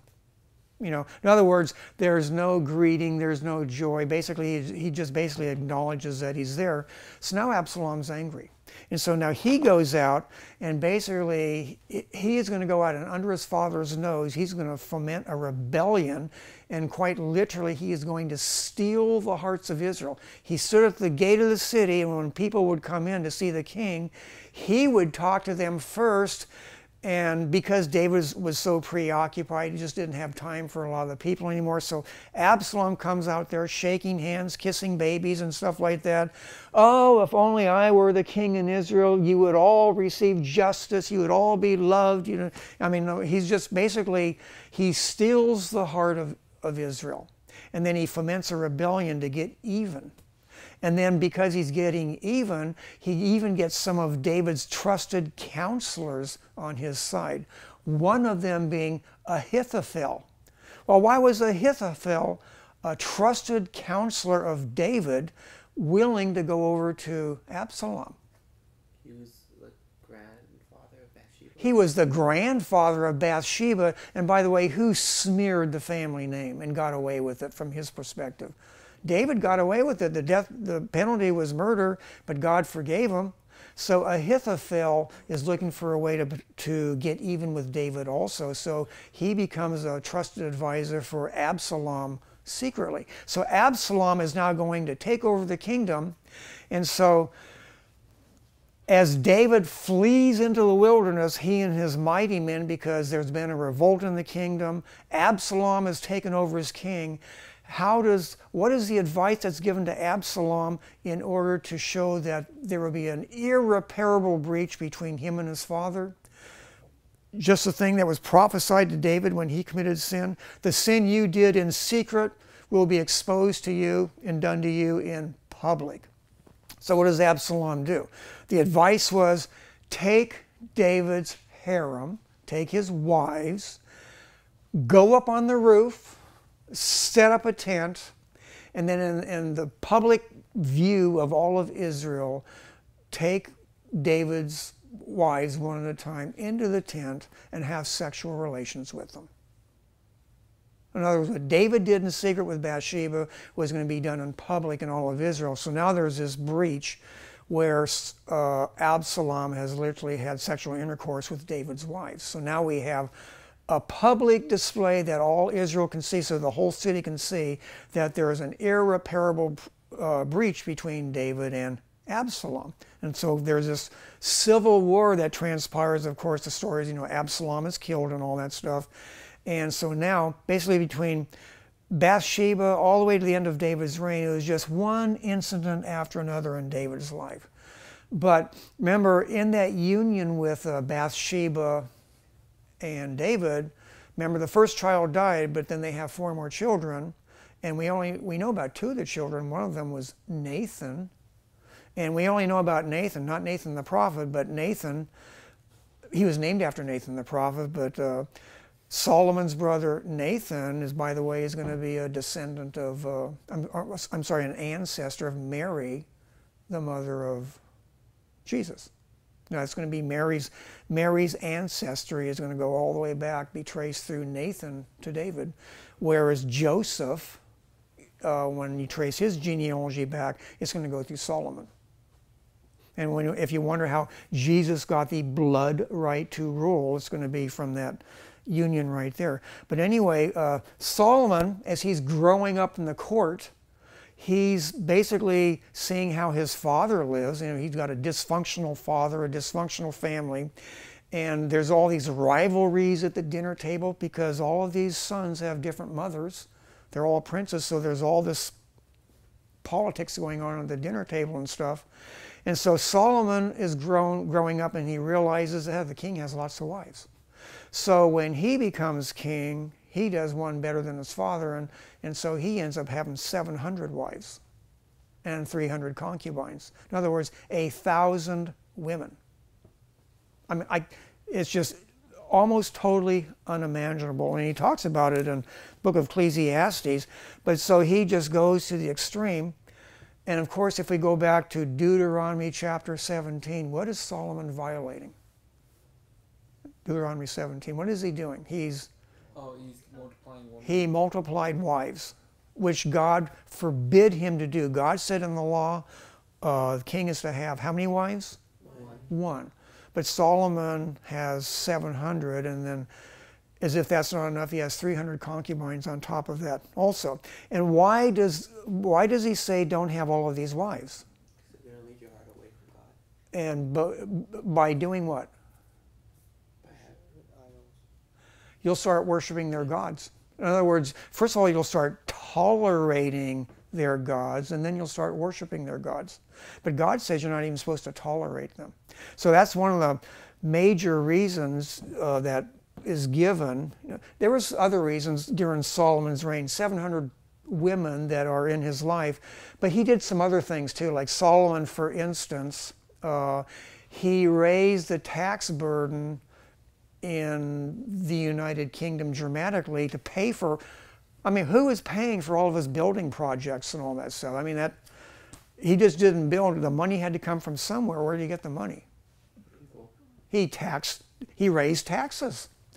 But he raised the taxes on the 10 northern tribes. He didn't tax Judah. He just taxed the 10 tribes up here. So they're getting bitter and angry. Why are we carrying the burden of all these building programs, making you rich, paying for your rich court, and paying for all your wives and your harem and all your luxurious living, but Judah is exempt from taxes? I mean, so there's some rivalry going on here. And so between that and what Solomon did there, God starts raising up enemies to Solomon because Solomon's not obeying the law. He's now actively worshiping other gods. And he actually allows his wives to build their idols and everything right there in Jerusalem, right there near the temple and everything. So God basically says, I'm going to judge you. I'm going to take the kingdom away from you. But I can't take it away from you completely because I promised to David, you know, that it would be an everlasting kingdom. So I'm just going to take 10 tribes away from you. And so he promises that he's going to take away 10 tribes. And so he's going to raise up one of David's trusted, most efficient administrators named Jeroboam. And so Jeroboam basically becomes like an enemy of Solomon. In other words, an adversary. Solomon tries to kill him. Jeroboam runs off to Egypt until the death of Solomon. But before that happens, a prophet came up to Jeroboam and basically took a cloth, tears it into 12 pieces, and he gives him 10 pieces, and he says, 10 tribes are going to be yours. And then, of course, then Jeroboam goes to Egypt. Solomon dies, and then during that time, when Solomon died, he makes sure that his son Rehoboam, so you have these two persons right here. There's Jeroboam,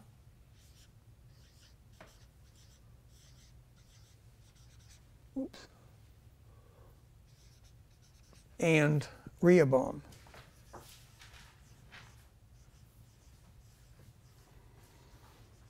Almost easy to get their names confused, huh? Rehoboam, the son of Solomon, and Jeroboam, somebody that God chooses, okay? And so basically there's almost going to be a civil war, but Rehoboam, when he first starts off as king, he has the opportunity to be king over, he could be the 4th king of the United Kingdom. But he has to placate these people up here because they have grievances which they want settled first.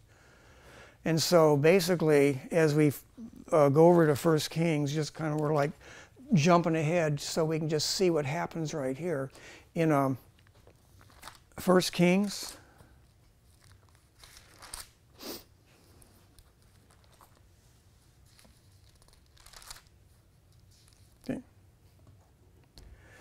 okay, and we're just looking at what happens, what transpires right here, okay? Now, there's going to be a break in the kingdom because of Solomon's sin. I mean, Solomon was the instigator, and God said there will be a break. And Solomon actually writes in Ecclesiastes, you know, what God has bent, who can straighten it? So God says he's going to break the kingdom in two, and there isn't anything that anybody can do about it. But in Ecclesiastes, basically, Solomon's writing towards the end of his life about his failures as a king. You know, God makes him the wisest person who ever lived, but he lived the fool. He became the greatest fool by abusing what he knew. And so he writes, you know, what God has bent, who can straighten? So God basically, this is the judgment of God right here. So God is going to have two kingdoms right here. And in 1 Kings chapter 12, it says, Rehoboam went to Shechem for all, remember, here's Rehoboam, the son of Solomon, went to Shechem for all Israel had gone to Shechem to make him king. In other words, Israel, all of Israel is going to make Rehoboam king. They're all going down to the coronation. So it happened when Jeroboam, the son of Nebat, heard it. He was still in Egypt, for he had fled from the presence of King Solomon and had been dwelling in Egypt, that they sent and called him. And by the way, stop right here and take a 10-minute break. Okay, so we're discussing this major event right here. This is just we're basically, we've zeroed in. We're just looking at some detail right here. I want to say backtrack just a hair, go back a previous chapter, and we're looking about, remember, Jeroboam was a high official of Solomon, a very capable administrator. And in the previous chapter, chapter 11, it starts in about 1 Kings 11, about verse 26. It states, basically, this chapter is detailing how God is raising up adversaries to Solomon because he had sinned so greatly. And so God said he was going to discipline Solomon, okay? So God is raising up adversaries to Solomon because of his, the reason that God picks out is the moral reasons. In other words, he had all those wives. So in 1 Kings chapter 11, verse 26, it says, Then Solomon's servant Jeroboam, the son of Nebat, an Ephraimite from Zereda, whose mother's name was Zeruiah, widow, also rebelled against the king. And this is what caused him to rebel against the king. Solomon had built the Milo and repaired the damages to the city of David his father. The man Jeroboam was a mighty man of valor, and Solomon, seeing that the young man was industrious, made him the officer over all the labor force of the house of Joseph. In other words, Solomon appointed as basically head of all the labor for the 10 northern tribes. So in other words, Solomon inadvertently is appointing the guy that's going to rebel against him over the 10 northern tribes, which eventually God's going to have him rule over. Now it happened at that time when Jeroboam went out of Jerusalem that the prophet Ahijah the Shilonite met him on the way, and he had clothed himself with a new garment, and the two were alone in the field. Then Ahijah took hold of the new garment that was on him. By the way, God himself is precipitating the rebellion. In other words, he's calling out Jeroboam with a prophet of God, basically saying, I'm going to use you to discipline the king of Israel, Solomon. You're going to discipline him. So anyway, then Ahijah took hold of the new garment that was on him and tore it into 12 pieces.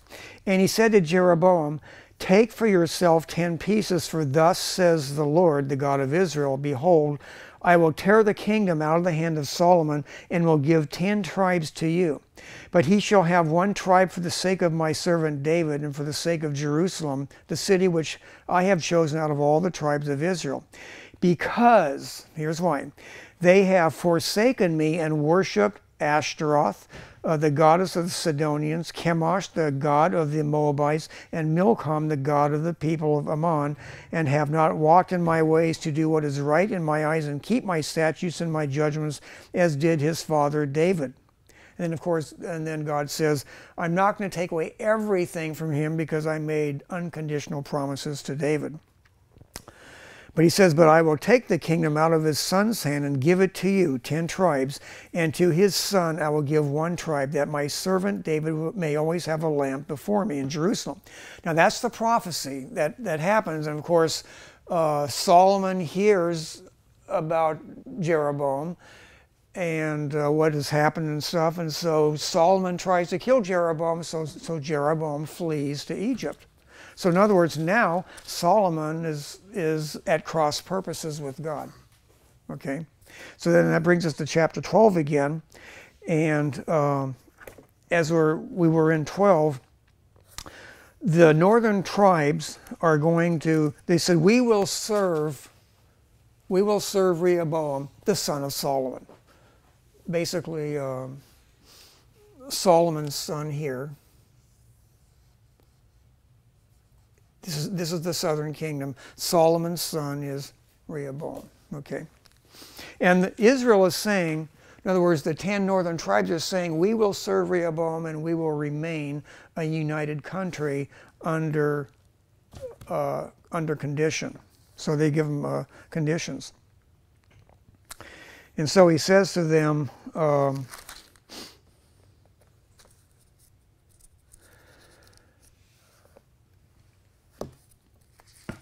might as well start at the beginning again.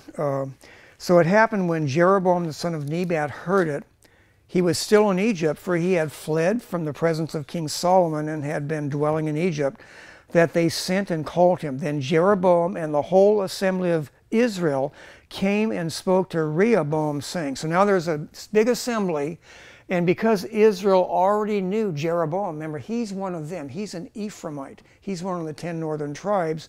And Solomon, remember, he had made him head of all the labor force. Now, it's like he's the labor union guy. In other words, he has their best interests at heart, supposedly. And anyway, the Israelites, the 10 northern tribes, state to Rehoboam, your father made our yoke heavy. Now therefore lighten the burdensome service of your father and his heavy yoke which he put on us, and we will serve you. In other words, he's saying, lower the taxes, stop with all the building projects. By the way, when Solomon was doing his building projects, he would tax them, but he'd do his building down here. So all the taxes that were being taken from here, most of the building projects were down there in the southern kingdom to strengthen the southern kingdom. They were paying for it, but Judah was exempt from taxes by and large, and you know, these guys were footing the bill for making Judah strong. So they said, that's not fair, unfair taxation. So basically they're saying is you got to change that policy. So anyway, they said, if you just do that, just give us a tax break, be fair, don't be like your father Solomon, then we will serve you. We will anoint you king. So he said to them, in other words, Rehoboam said to them, depart for 3 days and come back to me, and the people departed. Then King Rehoboam consulted the elders who stood before his father Solomon while he still lived, and he said, how do you advise me to answer these people? And they spoke to him, saying, if you will be a servant to these people today and serve them and answer them and speak good words to them, then they will be your servants forever. But he rejected the advice which the elders had given him and consulted the young men who had grown up with him. In other words, all the 40-year-old men, you know, the new people rising up in the kingdom. In other words, he had his own advisors of people his own age. He rejected the older advice of the people who had been around and had watched everything. And he said to them, what advice do you give? How should we answer this people who have spoken to me, saying, lighten the yoke which your father put on us? Then the young men who had grown up with him spoke to him, saying, thus you should speak to this people who have spoken to you, saying, your father made our yoke heavy, but you make it lighter on us. Thus you shall say to them, my little finger shall be thicker than my father's waist. And now whereas my father put a heavy yoke on you, I will add to your yoke. My father chastised you with whips, but I will chastise you with scourges. In other words, there's a whip, you know, just a single strand of rawhide. A scourge is the one with like a cat o' nine tails, has the things with a bit of glass and metal and stuff like that that you get whipped with. In other words, to tear you apart. A scourge is much worse than a whip. So Jeroboam and all the people came to Rehoboam the 3rd day, as the king had directed, saying, come back to me the 3rd day. Then the king answered the people roughly and rejected the advice which the elders had given him. And he spoke to them according to the advice of the young men, saying, my father made your yoke heavy, but I will add to your yoke. My father chastised you with whips, but I will chastise you with scourges. So the king did not listen to the people, for the turn of events was from the Lord. In other words, sovereignly, God was basically putting it in the ear of the counselors and all that stuff, and in the ear of Jeroboam, reject the good counsel, accept the bad counsel, that he might fulfill his word which the Lord had spoken by Ahijah the Shilonite to Jeroboam the son of Nebat. Now when all Israel saw that the king did not listen to them, the people answered the king, saying, what share have we in David? We have no inheritance in the son of Jesse. To your tents, O Israel. Now see to your own house, O David. So basically at that point, when Rehoboam says, I'm going to increase your taxes, and you thought my father was rough, he says, my little finger is bigger than my father's waist. Says, you thought he punished you, I will really punish you. I will make your life miserable. So they rebelled, and basically they said, well, we don't want to have anything to do with you. And so the kingdom split at that point. Rehoboam he's going to gather up the army to go to war against Jeroboam, but then the prophets come out and say, this is of the Lord. If you go to battle, you're going to lose. So basically, the kingdoms are split. They build their cities of defense, and they watch each other to make sure that nobody's invading each other's territory and stuff. And at that point on, basically, you have this split kingdom there for, well, until the captivities.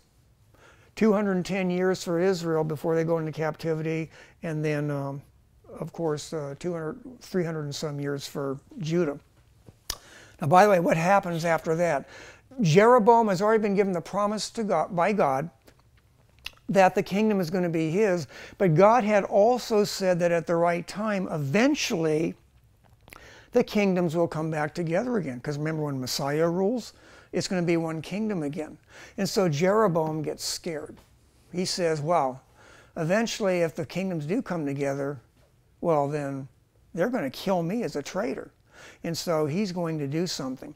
And so, remember, God gave the southern kingdom Judah. Remember, David was of the tribe of Judah. Solomon was of the tribe of Judah. Rehoboam was of the tribe of Judah. And the capital is Jerusalem. And remember, the temple is in Jerusalem. So in other words, the worship of Yahweh is in Jerusalem. That's where they're supposed to go. But Rehoboam is thinking, well, we already have political independence, but by the Mosaic law, all of Israel is still supposed to go down to Jerusalem to worship. But now that's going to be in another country. So Jeroboam says, we can't have this, because eventually their hearts are going to turn back, and they're going to want to come back and be united to Judah, and then they're just going to kill me. So he's going to do something. So what does he do? It says in verse 25 of 1 Kings 12, then Jeroboam built Shechem in the mountains of Ephraim and dwelt there. And he went out from there and built Penuel. And Jeroboam said in his heart, now the kingdom may return to the house of David if these people go up to offer sacrifices in the house of Jehovah at Jerusalem. Then the heart of this people will turn back to their Lord. Rehoboam, king of Judah, and they will kill me and go back to Rehoboam, king of Judah. So that's his personal thinking. Therefore the king asked advice, made 2 calves of gold, and said to the people, it is too much for you to go out to Jerusalem. Here are your gods, O Israel, which brought you out of the land of Egypt. Now, does that sound familiar? Sounds just like, you know, what Aaron and stuff did at the mountain. Here, O Israel, is your God who brought you out of the land of Egypt. So Jeroboam says the same thing. And so in the northern kingdom, there's going to be a golden calf in the south, and there's going to be a golden calf up in the north. So in other words, from one end of the country to the other, he's saying, don't go to Jerusalem in the land of Judah, just stay in Israel, and we'll appoint our own priests, we'll have our own form of worship, and we're going to worship Jehovah this way. Remember when Aaron built the golden calf, or fashioned the golden calf, on the front of the calf it said, to the glory of Jehovah. But Jehovah doesn't want a calf made in, you know, that's not how Jehovah said you're supposed to worship him. So it starts off by saying, Jeroboam is saying you're going to worship the golden calf, and that's how you're going to worship Jehovah. So in other words, he apostatizes from the law of how God said they're supposed to worship, and now they're going to do it his way, because he wants to isolate them religiously from the southern kingdom. Now there's a political break, and now there's going to be a religious break. Well, what do all the true believers in Jehovah in the northern kingdom, what are they going to do? Now they're being told that they can't worship Jehovah according to the law of Moses. So what do? All those loyal people to Jehovah who want to worship Jehovah's way are going to migrate south so that they can worship Jehovah the right way. So the true Israelites who worship Jehovah, the believers, most of them head south. So now there's representatives of all the 12 tribes in the southern kingdom. Well, remember, Solomon has already instituted idolatry in all the land of Israel, so there's a lot of idolaters down here. What do? They don't want to worship Jehovah, so they're going to go move where they can worship their deity, the deity of their choice. So they're going to move north. So a lot of the idolaters in Judah go north, and a lot of the true worshipers of Jehovah move south. So now you got representatives of all 12 tribes in Judah, and you got all representatives of all 12 tribes in Israel at that point because of the worship situation. So anyway, it says, it is too much for you to go up to Jerusalem. Here are your gods, O Israel, which brought you up from the land of Egypt. And he set up one in Bethel, and he set the other, he put in Dan, which, Dan is to the far north. In other words, if we looked at it in the context of the United States, say on the West Coast, one of them he puts in San Diego, and the other one he puts up in, not Seattle, just south of Vancouver, Canada. Doesn't want them to go into Canada. He wants them to worship, say, in the United States. So he puts an idol there in the, like say maybe Mount Vernon or something like that up in northern Washington. So the people will stay in their own country, and the people, that are in other countries are they're going to worship the true God in their own country. In other words, in the southern kingdom, they'll worship in Jerusalem. But if you live in the northern kingdom, you're going to go to Bethel, or you're going to go to Dan, where there's a golden calf in each one, and that's where you're going to worship. So now Jeroboam has set up, at the onset, he's set up apostasy in the northern kingdom. So that's how the northern kingdom starts off right away. So it turns out, as you go through the history of the northern kingdom and look all the way through, even though God chose him, he chose not to believe God, and so he sets up idol worship, and it starts off bad and just gets worse. And then you end up with kings like King Ahab and stuff like that. Next week we'll actually look how we keep time, because when you go through 1 Kings and 2 Kings, it starts off here, and then it goes up here, it goes for a while, then it comes back down here, or maybe back here, and starts for a while until somebody dies. Then they go back up here, and it gets really confusing, so we're going to figure out, how do you make sense of all the different things that are going on in that time frame. So anyway, as we just look at that big picture right there, I'm going to shorten this a little bit. Israel is going to basically from here, 931 BC, all the way to, let's make it short here, all the way to the end of their kingdom. Anybody know when was the Assyrian captivity? 722 BC. I always like the date 721 BC, so I'm going to put that, okay? 721. There's going to be the Assyrian captivity. So from 971 to 721, it makes it easier to figure out that way. How much time, what's the time frame there? 250. Is that what it is? 250? No. It's 190. Sorry. What is it? It's 209 or 210. 210 years. Okay. So the northern kingdom is going to last for 210 years. Okay. Which seems like a long time, doesn't it? I mean, in 1976, we just went over 200 years in this country, right? 210 years. So in other words, they start off with calf worship, and if you go through all the kings that are in Israel, you'll discover that there wasn't a single good king. Every last one of them did evil in the sight of the Lord. Every last one. And so we'll look at, if you can remember when David Guzik, Pastor Guzik was preaching, he was talking about the life of Elijah, remember? Well, that's going to happen around at the apex of one of those really bad kings in the house of Omri, because a lot of these kings, by the way, they stopped being kings when they were assassinated. So there was a lot of murder, a lot of intrigue and all that stuff. And so there was a lot of things that went along to overthrow the dynasty and start a new dynasty because God was judging them and stuff. But one of the dynasties that was put in there was the house of Omri. King Omri was, from secular history, he was pretty famous. And so, but his son was Ahab.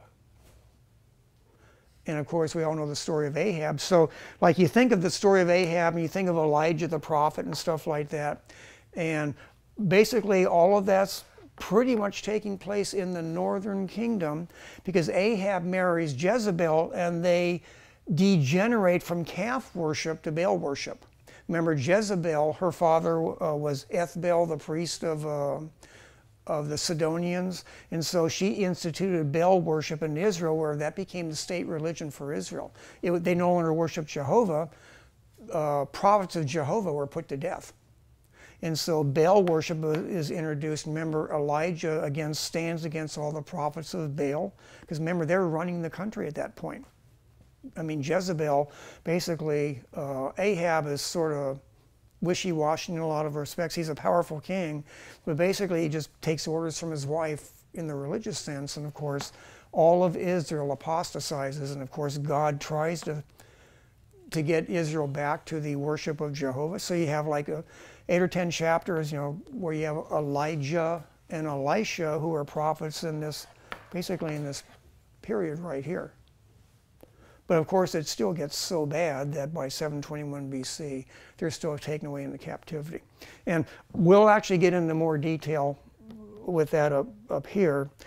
But as we look at the line down here, in other words, there's a line of kings going this way, and then there's a line of kings, of course, the descendants of David going this way all the way until, what's their date right now? When do they end in the captivity? There was really 3 captivities. There's 605, 597, and 586. Most people like the last date, 586 BC. But we're going to have a line of kings here, but then it's at this point right here where it's the books of the prophets start showing up. And so, like, during this time, even in 1st and 2nd Kings, you remember we have Elijah and Elisha. They're here and they got like 10 chapters, in 1st and 2nd Kings. But there's other prophets that are going to start ministering in the northern kingdom and in the southern kingdom. And that's where it gets really confusing, because there's 12 minor prophets, and then of course, there's Isaiah, there's Ezekiel, there's Jeremiah and stuff. And so, like, in the weeks ahead, as we start looking broadly over this period, we'll start fitting where all these prophets go. Before we ever discuss anything about what the book is about, we're going to find out when they ministered, when they lived, and who they ministered to, and then you'll start to understand what their message is about. Because you'll have who are they talking to? You get an idea, who are they ministering to? Or who are they warning? Okay? And so you have prophets down here, prophets up here, from the minor prophets. And if we were extending out over here during the captivity, we have 3 prophets down here. We're going to have Haggai, we're going to have Zechariah, and we're going to have Malachi down here. And when we look at the books of Ezra and Nehemiah and what they were arguing and fighting about, remember there was like incidents in Ezra and Nehemiah where people are divorcing their wives. They're divorcing their older Jewish wives, and they're looking at a lot of the pagan young women, and so they're looking for reasons to divorce their older wives, and then the older men are choosing younger women to marry. And of course, that ends up being a major issue.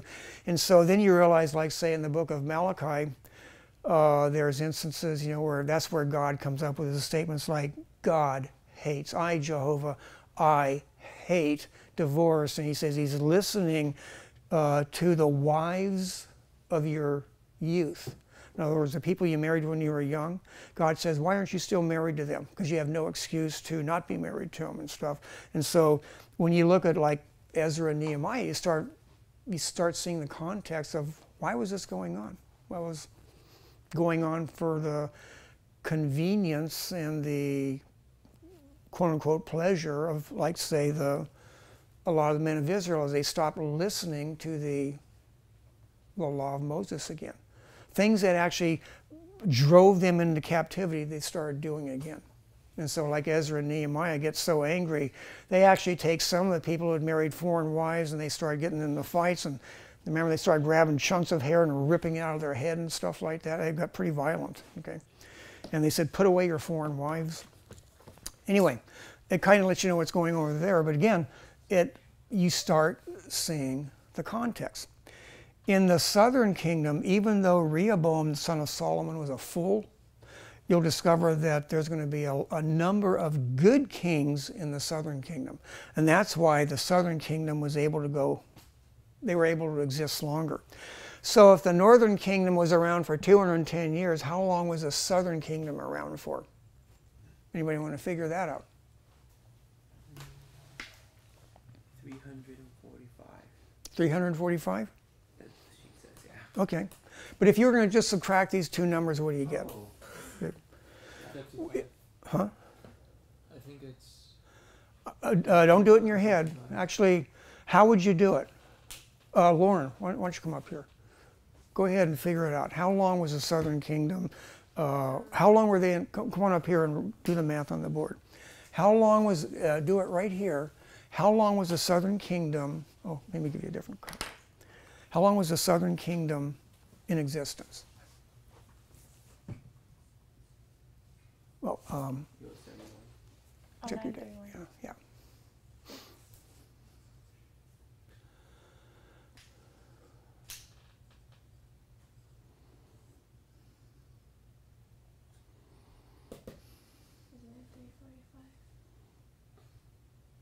Is that what it works out to?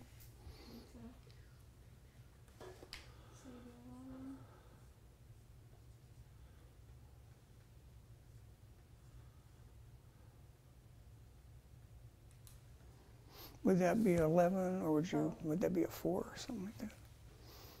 Or which is what you got, 345. So if you would write a big like 345 right there.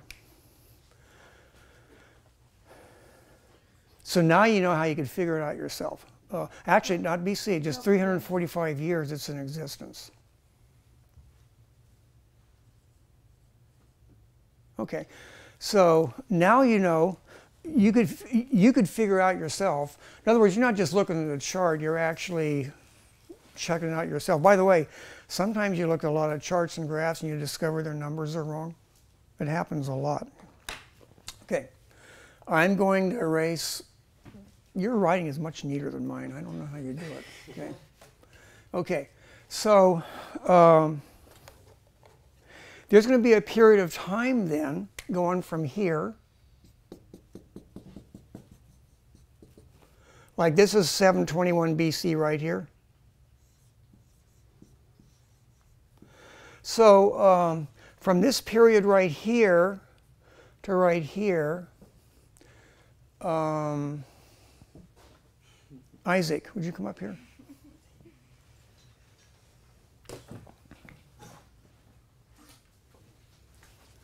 How long is this period right here to the end? In other words, there's going to be a period of time when all there is the southern kingdom. Oh, so from 721 to 582? Yeah. So what was that time frame there?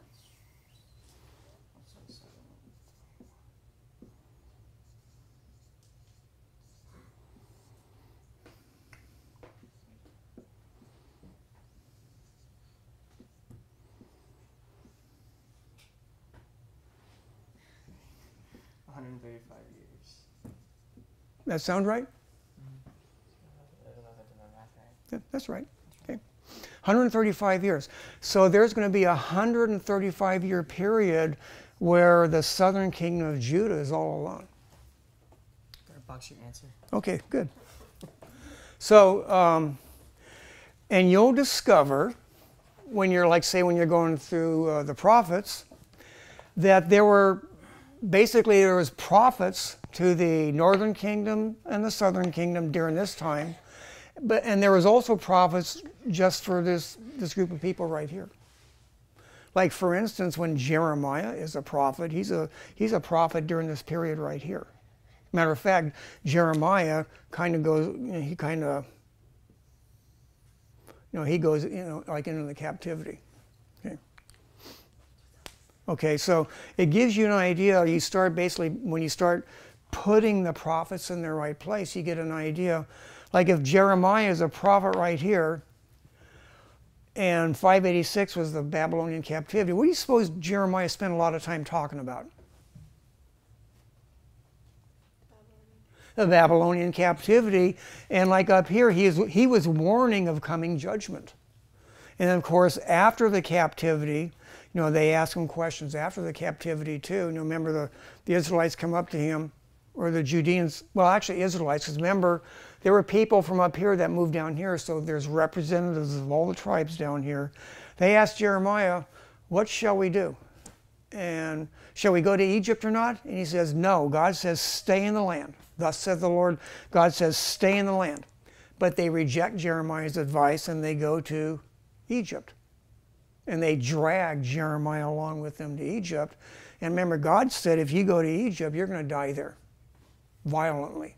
And so they reject the word of the Lord, they go to Egypt, and that's right about the time that Nebuchadnezzar is getting ready to invade Egypt, to conquer Egypt. And so who runs ahead of the invasion so they can go through the invasion again? They survived the invasion of the destruction of their own country. That wasn't enough for them, so now they go to Egypt so they can go through that too. And God says, you won't survive that. Did Jeremiah die with them? Nobody really knows. But he was down there too. So it just gives you an idea of what's going on there. But Jeremiah's works had already been written because Daniel over here was reading Jeremiah to find out, 70 years. God told us how long we're going to be in Babylon. So in other words, so if you have prophets up here, you can get an idea of there's going to be a whole lot of prophets that are talking about the calf worship and getting back to the worship of Jehovah and stuff like that. And so like Jonah, Jonah was from the northern kingdom. He was told to go to Nineveh. By the way, Assyria was becoming strong right here, and Assyria was already sending raiding parties and stuff into the northern kingdom, and Assyria was known for its brutality. They would typically go into a village and they would kill everybody, but they would kill them by, say, skinning them alive, chopping off all their heads, and then making up mountains of human skulls and stuff like that. In other words, they used terror as their way of getting people to obey them. It says, if you resist us, this is what happens to you. And so anyway, that's going on in the lifetime of Jonah. And so God says to Jonah, go give a message to the Ninevites. And then Jonah, he balks at that and he runs in the opposite direction. Basically he tells God says go to Nineveh, to the northeast. Jonah says, I'm going on vacation to the southwest. In other words, he flees in the opposite direction. He goes down to Joppa, just north of modern-day Tel Aviv, and he says, I'm going to take a vacation in Spain. So he says, I'm going to Spain. Well, modern-day Tarsus. So he heads off in the other direction. But why was Jonah so upset about witnessing to the Ninevites? They were wicked, and they'd killed lots of Israelites, and they practiced terrorism and brutality. They maimed and they what do you call it when they mutilated their victims. as a warning to other people. And so basically Jonah said, I'm not witnessing to them. I want you to judge them. So he goes off in the other, he says, no. He says, I'm not going to help you save those people. They deserve to die. So he goes off in the other direction. So when you know that Jonah lived here and he was witnessing a lot of the brutality of the Assyrians, you get an idea why he said, no, I'm going the other direction. Get somebody else. He says, I'm not your man. Get somebody else for the job. So then you end up with the context, for, like, say, for the book of Jonah. So you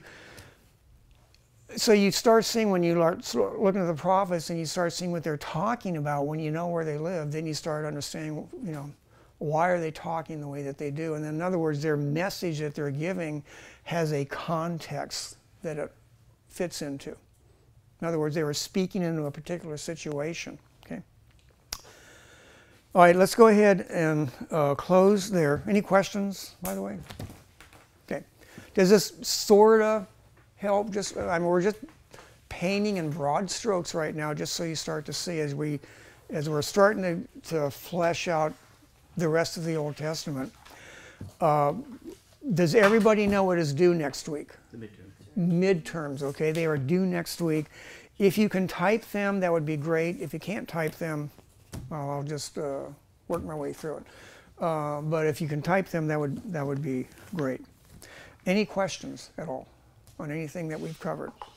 Is this helping you just as you start to think along the lines of just, in other words, just standing back and look at all of history?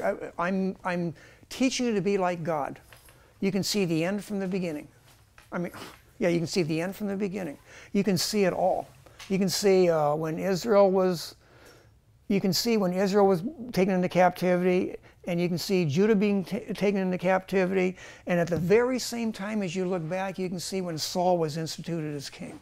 All in the same moment, you catch it and you see it all as if you're a God, looking at all that history at once. And you know it's going to happen.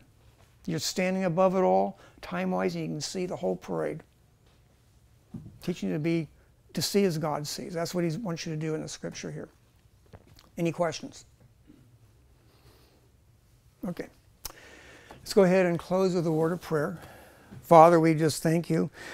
And as we seek your grace and truth, we would just pray, Lord, that you would give us wisdom and insight as we seek to understand your word. In Jesus' name, amen. For homework, if you would read just the life of Solomon there in 1 Kings chapters 1 through 10, just so that you can see, get a better picture of, in other words, a little bit of detail. You can see why